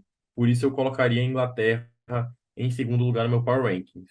A não ser que o Harry Maguire entregue uma bola no pé do Mbappé, ou ele seja expulso, ou seja 3-2 o jogo, eu acredito que a Inglaterra tem bastante chance de ir para a final, até contra o Brasil. A minha aposta de final é Brasil e Inglaterra. Sempre foi desde o início da Copa. Só que, obviamente, a semifinal já deu uma alterada, assim. Na verdade, não. As minhas semifinais estão mantidas ainda. Mas, sim, para mim, Inglaterra é segundo lugar. É complexo isso, cara. Eu, antes da Copa começar, eu também pensava em Inglaterra e Brasil na final, mas agora eu já não sei, cara. Tá pintando um clima. Eu achei que a França, para ser completamente honesto, tinha a chance de debandar antes já. Não sei se ia ser eliminado na Uhum. primeira fase, tá? Nem nas oitavas, né, não sei. Mas eu achei que ia tá mais sofrido. E a Eu França também. tá passando muito fácil, cara. Muito fácil. O jogo contra a Polônia foi assim, beirou o inacreditável, a facilidade que a França teve, né, cara? Essa é a verdade. Desculpa, não foi contra a Polônia, né? Me perdoa. Mas, assim, realmente, acho que é, foi contra a Foi Polônia, contra sim, a né? Polônia, Desculpa, foi três a contra a um. Polônia, sim, foi contra a Polônia, sim. Eu acho que o Mbappé tá jogando muito bem, ele tá Sim. é, conseguindo, cara, orquestrar bem, tá se entendendo com o Giroud, que, volto a dizer, é um ótimo atacante, cara. Quem não gosta do Giroud aí é porque gosta de grife. É isso, porque o cara é bom, é o maior artilheiro da história da França, então não é possível que ele seja ruim. Então, eu acho que a França vai ganhar da Inglaterra, se eu tivesse que falar hoje. Hoje. Pode Uhum. ser muito bem que não aconteça, mas se fosse para apostar, eu apostaria na França. Agora, falando aqui, eu não sei se coloco a França em segundo, porque o seu racional é interessante para mim, Franco, mas não sei se eu concordo 100% com uma coisa. O Power Ranking logicamente quem a gente acha que é mais favorito para vencer O Brasil pode ser o mais favorito no geral, mas aí, para ser completamente honesto, eu acho que o jogo mais difícil do Brasil não é necessariamente a final. Talvez seja a Não. semifinal contra a Argentina, que aí eu espero que passe da Holanda. E a Argentina ganhando da Holanda, que a Argentina vence a final também, sendo completamente honesto. Por mais que esteja ainda aos trancos e barrancos. Mas como a gente já falou, para mim a Argentina é isso. A Argentina é trancos e barrancos, cara. É sofrendo, é isso. Uma coisa que eu acho que a Argentina pode ficar inspirada é que o Messi está jogando muito bem. Parece que essa finalmente está sendo a Copa do Messi, né? Para ser completamente honesto. Não acho que ele jogou mal no Brasil, jogou bem. Muita gente critica ele por ter ganho lá o prêmio de melhor da Copa. Ele nem teve culpa que deram para ele. O cara. E aí não jogou mal porque fez 4 gols também, né? Mas assim, agora o cara fez gol em mata-mata de Copa do Mundo. Fez gol em todos os jogos, na verdade, né? Dessa Copa. É Até que o. também é muito fácil você criticar, né, cara? Toda a Copa do Mundo, a pessoa que é eleita o cara que mais jogou, sempre tem a crítica, né? Os caras falam, o Robin jogou mais É, na Copa de 2014, como aí na assim de não deram pro 18. Mbappé em 2018? Pois Sim, é, claro. exatamente. 2006, como assim vocês vão dar para um zagueiro o prêmio de melhor jogador da Copa do É Mundo? lógico. Pô, que absurdo, não vai dar pro Zidane? Tá aposentando, tem que dar pro Não, Zidane. É sempre essa discordância, cara. Porque eu para os outros acho é mais também. fácil você fazer análise do que na hora de você dar realmente os fatos, né? Concordo, cara. Mas eu acho que essa Copa, sendo completamente honesto, eu sinto o Messi mais confortável até, cara, na posição de líder, na posição de grande nome, assim, da Argentina, sabe? Ele, Uhum. logicamente, é um dos maiores jogadores da história do futebol. A gente já fez comparação aí no nosso episódio dedicado ao Pelé, inclusive lembrando aí da situação do Pelé. Esperamos que fique tudo bem, com o rei do futebol, e que ele possa assistir. Eu vi que ele postou hoje no Instagram que ele vai assistir o jogo do Brasil, contra a Croácia. Vamos contar aí com a torcida do Pelé.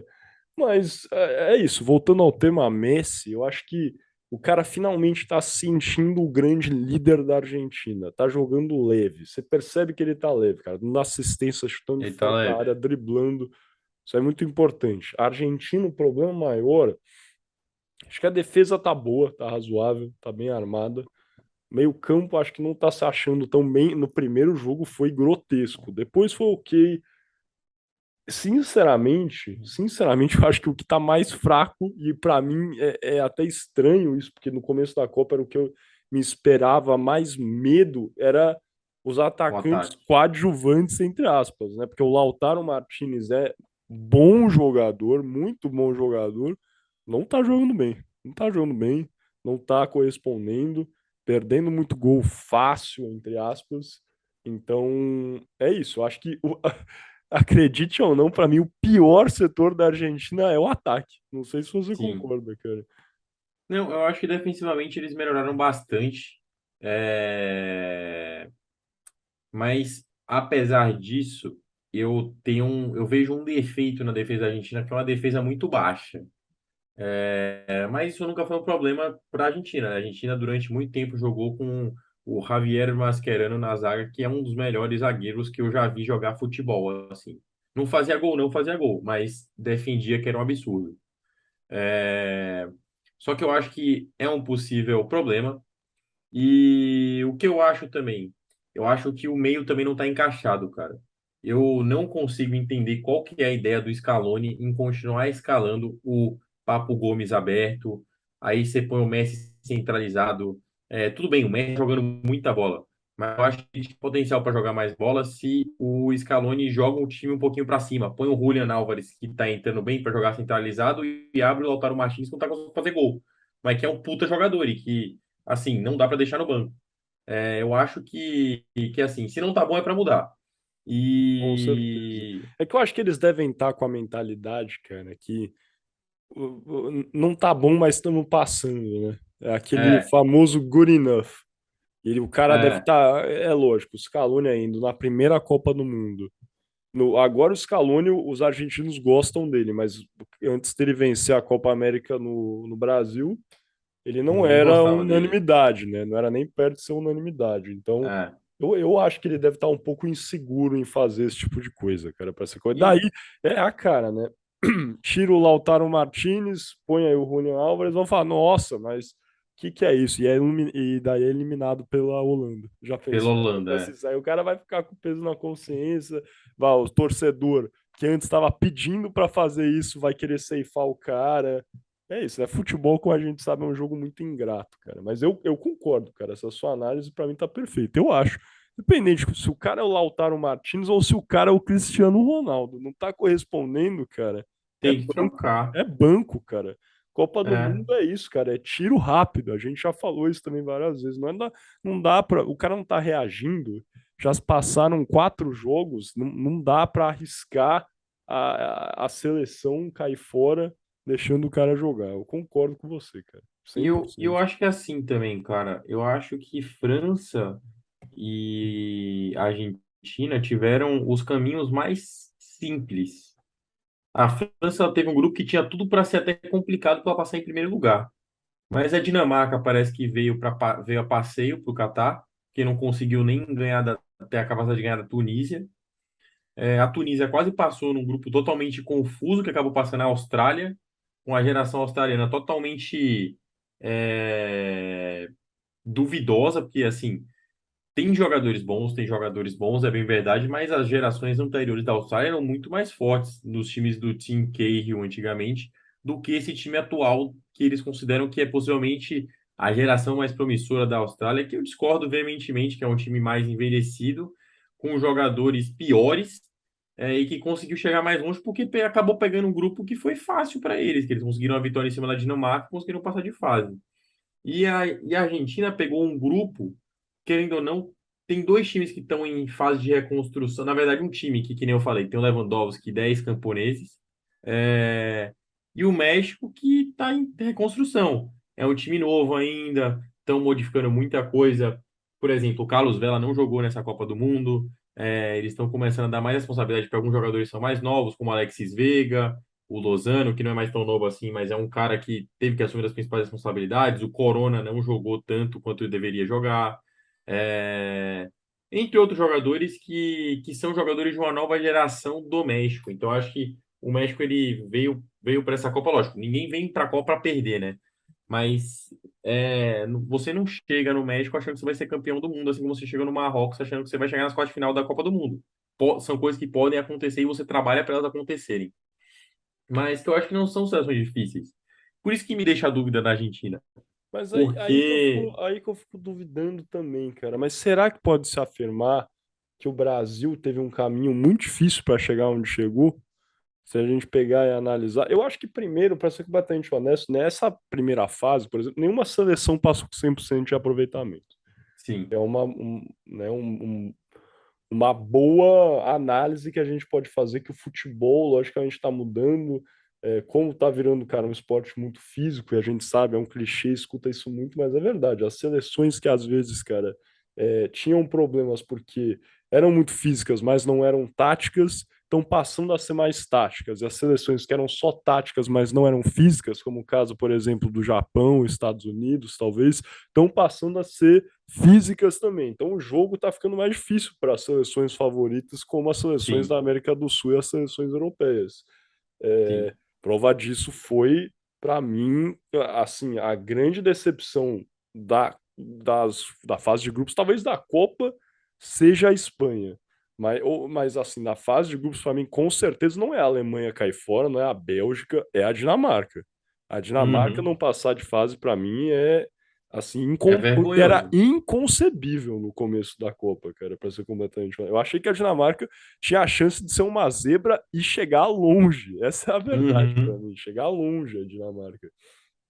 Mas eu acho que é isso, sabe? O Brasil também, se você for analisar o grupo, a gente pegou uma retranca que eu acho que é muito difícil, a Suíça, né? Ganhar. Mas aí também, igual você falou, jogou contra Portugal, desandou o negócio, né? O pessoal vai ouvir isso, talvez até se espante, mas é porque jogou de forma diferente. Mas a Suíça é uma boa retranca. A Sérvia é uma seleção que eu acho que se você comparar com a Polônia, diria que a Polônia é melhor do que a Sérvia, sendo completamente honesto, minha opinião. Mas também não acho uma seleção horrível. E é jogo Camarões também, o Brasil jogo com time reserva, como a gente sabe. Enfim, não é uma grande análise que a gente possa fazer, a não ser que Camarões realmente jogou bem, né? Acho que fez um jogo correto e fez por merecer vencer esse jogo. Aí joga contra a Coreia do Sul, que é uma seleção que, por mais que Fraca. tenha um jogador, pô, cara, que é muito bom, que é o Son, realmente, um dos melhores jogadores do mundo, é fraca aquela É seleção, né? fraca a seleção. E eles ainda. É isso. Se tivessem armado uma retranca, às vezes podia sonhar com um contra-ataque rápido do som, sei lá do que, uma correria. Isso seria a maior zebra, né? Se a Coreia do Sul eliminasse o Brasil assim. Mas eles armaram o jogo ainda igual você falou, partir pra cima, cara. Levou 2 gols, tava partindo pra cima, levou 4 no primeiro tempo. Se tivesse continuado, era 8-0, cara, no primeiro tempo. Essa é a Sim, verdade, né? Também armou um esquema de jogo completamente biruta, igual o foi pessoal. biruta. Então, assim, eu acho que a gente tem que não só olhar as árvores, mas olhar a floresta inteira, assim. Não sei, agora que vai começar a realmente a ter os testes, né? De Uhum. quem realmente. E não é à toa que agora vai ter confronto entre os nossos Power Rankings, cara. Tá vendo? Desde o início da Copa, a gente já sabia, é importante falar que a gente acertou aí. Das 8 seleções que sobraram, as 5 que a gente listou estão aí ainda, galera. Então, assim, eu acho que o teste verdadeiro é agora. Brasil e Croácia, Argentina e Holanda. Isso pra mim é Eu acho teste. que a Croácia é mais forte que a Holanda, inclusive. É, talvez. Então, assim, para ser honesto, nenhuma das duas tá convencendo, né? Mas a É. Holanda tem umas peças. É, tudo bem. O Modric não tá jogando bem também, o Modric. Mas aquele novo jogador lá da Holanda, o O Gakpo, tá Gakpo. jogando muito bem esse cara, né? Esse menino aí vai jogar muito bem no futuro, cara. Já joga bem, Não vai mas. nada, ele vai pro Manchester United. Você sabe o que acontece quando o cara vai pro United? Pô, cara, você tá falando mal do Anthony, cara. Não entra nessa de falar mal do Anthony, cara. O Não, não Anthony tô falando é. mal do Antony, eu tô falando mal de quem o United contrata, porque o United contrata, o cara para de jogar bola. É incrível Tá, isso. mas enfim, vamos passar essa. Já tá confuso isso aqui, porque ó, vamos deixar. Você coloca então a Inglaterra em segundo, eu coloco a Argentina. Em terceiro, quem você coloca, cara? Em terceiro, eu coloco a França. Ah, Não, não, Portugal, desculpa, Portugal. Eu tô tentando seguir Portugal? a lógica. Porque é porque, tipo assim, qual que é a minha lógica? Eu quero acertar os semifinalistas nas 4 primeiras posições. Ah, entendi o que você quis Então, dizer. obrigatoriamente, Mas você Portugal não vai para a acha que é semifinal. importante colocar quem é mais favorito a vencer o título, cara? E daí a gente fala quem a gente acha que vai chegar na final depois? Vamos fazer Acho assim. justo, então, acho justo, Vamos então. fazer Então, assim. a França, para mim, tá acima. França, para mim, é a terceira. França em terceiro. Eu concordo com isso. França em terceiro. Em quarto, quem você coloca, cara? Em quarto, eu coloco Portugal, que a Argentina é a oitava seleção. Marrocos na frente, não, tô brincando. É Argentina para mim é a quarta. A Argentina em quarto. Em quarto eu vou colocar a Inglaterra. É, vamos inverter esses dois, É, né? a gente inverteu É. esse. E daí em quinto? Em quinto eu vou trocar. Eu vou colocar Eu também Portugal em quero quinto. trocar. Eu vou colocar Portugal também. Boa. Aí foi fácil pra gente. Cara, Portugal acho que vale a pena a gente ficar de olho, né? Essa é a verdade. É. Ficar de Porque olho. assim, Cara, e eu espero realmente que isso aí com o Cristiano Ronaldo não afete a seleção portuguesa, porque aparentemente está rolando aí um papo que ele está criando rusga no vestiário, sabe o que, que ele é. não estaria aceitando essa reserva. Eu espero que não, eu acho que a gente viu algo semelhante no Manchester United, mas eu acho que é uma bobagem, cara. Meu Deus, o Cristiano Ronaldo tem que entender, se isso for verdade, que ele tá aí com 38 anos, é 37, na verdade, vai fazer 38, né? Cara, tudo bem ele não ser titular, talvez, em todos os jogos da seleção do time dele. 38 anos é coisa, né? É coisa. Ele pode entrar, pode ajudar, pode ser um grande líder, mas é isso. Ele pode também depender de outros jogadores, cara. Tem grandes, os maiores líderes, não é só no futebol, aceitam isso também, né, cara? Sabem delegar as coisas. E a seleção de Portugal jogou muito mais solta também sem ele, né? Com É bem certeza. verdade que a Suíça Cara, deu mais tem. espaço também, mas jogou bem mais solta. Mas você sabe, cara, tem, né, uma ferramenta muito conhecida, quem gosta de futebol, igual aqui quem tá ouvindo, deve conhecer, SofaScore, você sabe, né? O Sim, SofaScore, para quem SofaScore. não conhece, é um robô, basicamente, que, cara, tem um algoritmo que pontua a cada ação do jogador. O cara ficou impedido a menos um ponto, enfim, tomou amarelo, fez falta, fez gol, sabe? Parece, para quem é o famoso jogo fantasy, né? Cartola, etc., é semelhante. O robô que faz é muito aceito, né, pelo mundo. Já deve ter ouvido falar do SofaScore. E depois ele produz uma nota. Sabe que o Cristiano Ronaldo, eu não vi depois do jogo da Suíça, mas até o jogo da Suíça, só considerando a primeira fase, o Cristiano Ronaldo era o pior jogador de Portugal em termos de pontuação no SofaScore. Então é isso, cara. Efetivamente, o cara tava atrapalhando talvez mais do que ele tava ajudando como titular. Não é que ele não seja um craque, não é que ele, cara, não possa ser titular, entrar, fazer um gol de falta ou de É que cabeça. hoje Mas ele já virou homem de fez antes. referência. É, pode ser, pode ser. Só que eu também, como o Fernando Santos, não colocaria ele, cara. Não colocaria ele Não, como é. titular. Não, não Quando seria você titular. coloca o Gonçalo Ramos, que é um jogador que tecnicamente é pior do que ele, é porque realmente você quer dar mais didática no seu time. Com Tipo assim, certeza. quando você tem um jogador que ele é classe mundial, joga muita bola, mas você quer colocar um jogador de mais intensidade, é porque você que tá faltando alguma coisa e talvez seja nesse cara que esteja faltando isso. Se não foi isso, eu acho que foi porque o Bruno Fernandes pediu pro Fernando Santos tirar ele do time Você e acha que eu tem acho que essa chance disso ter briga. acontecido, cara? Ah, cara, é porque tudo pode acontecer no futebol, né? Eu já. Assim, eu falo isso porque eu conheço o vestiário de time, né? Então eu sei como é que é essa questão de briga por vaidade, Claro. jogador que não gosta de jogador, panela. O Cristiano, ele é um cara que ele sempre briga para poder ele ser o melhor, né, cara? Eu sou o melhor. Não, É, cara. e é muito parecido com o que o Rogério era, né? O Rogério, ele sempre foi um cara que ele ficava muito bravo quando o time perdia. Ele era um cara que trabalhava muito duro, ficava até depois do treino batendo falta. E, cara, é algo que, assim, você tem que admirar com todo o fundo do coração, porque é muito difícil um jogador ele ter a humildade de falar, eu preciso melhorar, e o cara se esforçar ao máximo para melhorar e para poder dar o melhor de si.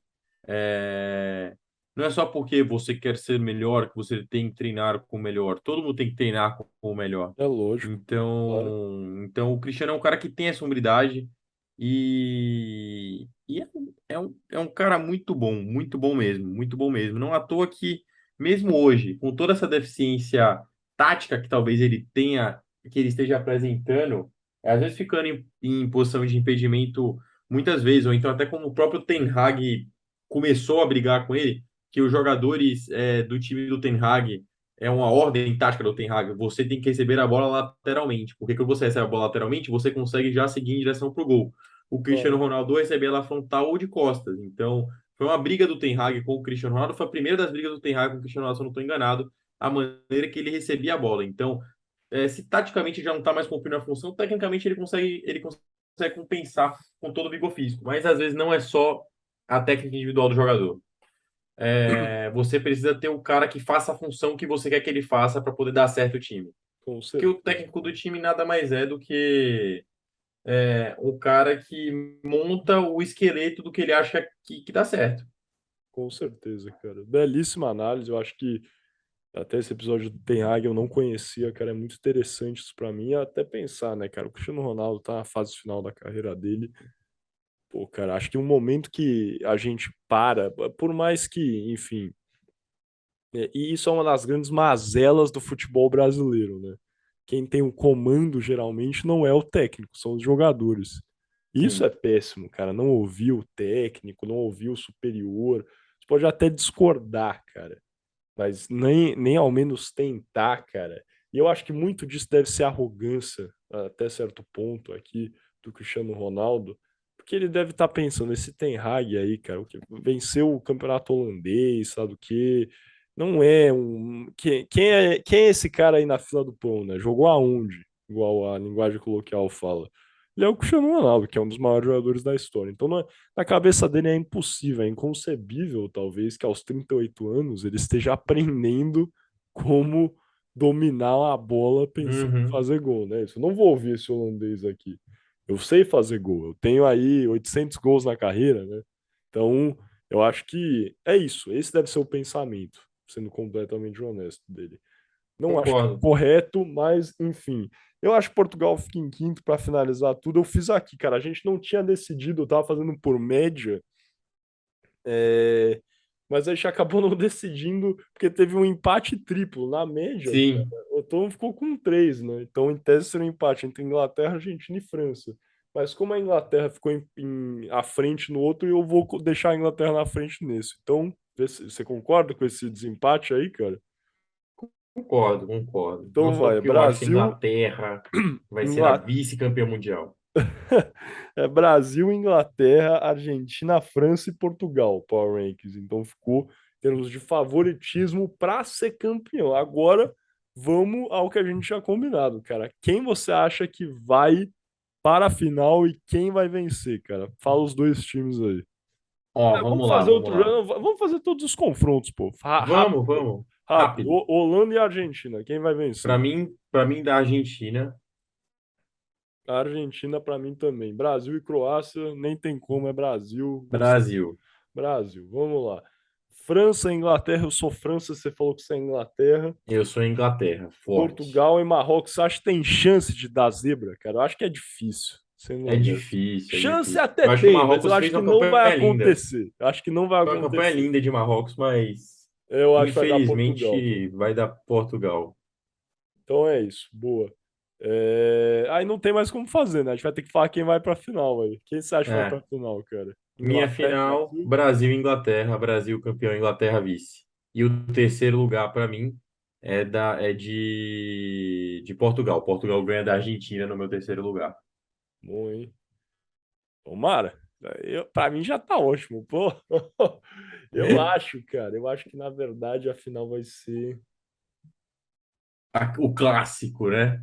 Eu fiquei pensando se vai ser Brasil e França ou pode ser É. Brasil. Brasil e Portugal seria muito bom também, hein, cara?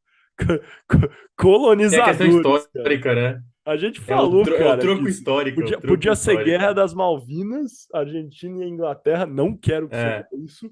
Não. também não. Mas poderia ser também aí, ó. A independência do Guerra da Brasil. Independência do Brasil, cara. Brasil e Portugal. Seria muito legal essa Independência ou final. o Hexa ou morte. É, Exxon Morte, cara. É dia do Hexa fim. ou morte. Mas eu acho que vai ser, sendo honesto, eu acho que vai ser Brasil e França, galera. E pra mim seria muito bacana ganhar em cima da França, eu colocando essa final aí, Brasil é campeão, porque a França é um time que é meio entalado pro Brasil em Copa, né? É. Pô, 2006 perde pra França da forma que perdeu. E antes disso, em 98 também, sabe? Eu acho que é um time que a gente até tem uma áurea meio de freguês. Os europeus, há algum tempo, como a gente sabe, desde 2010, só ganha time europeu. Então, para mim, o mais importante, não, o mais importante é o Brasil ser campeão, mas depois disso é que um time não europeu vença, sendo completamente Sim. honesto. Porque não aguento mais. É esse o tipo de coisa que fez com que parasse de ter amistoso entre Brasil e Itália, Brasil e França, Brasil e Alemanha, porque os caras criaram essa Nations League, porque falaram que o futebol era superior e ficaram jogando entre si. Além de, lógico, ganhar um dinheiro em cima, que também, né, lá eles veem muito futebol como negócio, igual deveria ser. E eu digo Mas, mais, eu não acho que o futebol europeu é superior. Eu acho que eles jogam para ganhar. E é, aqui muitos dos times jogam para se divertir. também, não discordo, vai. Acho que tem isso também. Mas é isso, para mim, cara, e a França representa muito isso. Eu não acho que haja também total essa inimizade aí entre o Neymar, que é o camisa 10 do Brasil, o Mbappé, que é o da França, mas tem essa áurea que eu acho que na população brasileira a galera tá disseminando, então vai ser algo a mais, né, esse confronto aí entre esses dois grandes jogadores. Então, para mim, a final é Brasil e França, o Brasil é campeão. Em terceiro e quarto, para mim, vai ser, então, logicamente, Portugal contra a Argentina, e eu acho que a Argentina vai ganhar essa, cara. Então, Boa, Argentina terceiro, França vice, Brasil campeão. É isso, cara. boa. Bom, Então, então, se se qualquer um desses acontecer, para mim tá ótimo, cara. Tá ótimo. Aí depois Brasil o ser pessoal vai pegar campeão nosso. já foi um bom dia, mas só para então revisar, nosso power ranking é Brasil em primeiro, Inglaterra em segundo, como a segunda favorita para vencer, Argentina em terceiro, França em quarto e Portugal em quinto. Esse é o power ranking do Boleiros. Lembrando aí que o nosso outro Power Ranking a gente acertou, né, quem ia chegar às oitavas de final no dia 22 de novembro. A gente colocou Brasil, Inglaterra, Argentina, França e Croácia nessa ordem decrescente aí. Hoje aí a Croácia caiu fora do Power Ranking e subiu Portugal para o quinto lugar. Mas muito bacana isso, cara. Acho que você tem mais alguma coisa a falar ou vamos fechar esse episódio, Nada cara? a falar, por mim podemos fechar. Então vamos fechar aí. Bom jogo para você que está ouvindo isso aí no pré-jogo. Se você está ouvindo isso depois, espero que seja com um sorriso na cara, com resultado positivo. Conto com vocês sempre para compartilhar, comentar se gostaram ou se não gostaram também. A gente gosta aí de ouvir vocês sempre que comentam em todas as nossas redes sociais, não só no YouTube, enfim, outros lugares onde vocês podem consumir o nosso conteúdo. Muito obrigado aí pela sua audiência. Esse é o nosso último episódio na Copa do Mundo, na verdade, é uma pena. Enfim, vamos conversar sobre isso. Quem sabe a gente não faz alguma coisa aí pensando na final. Mas sem mais delongas, então, obrigado, agradeço pela sua audiência, conto com vocês e até a próxima.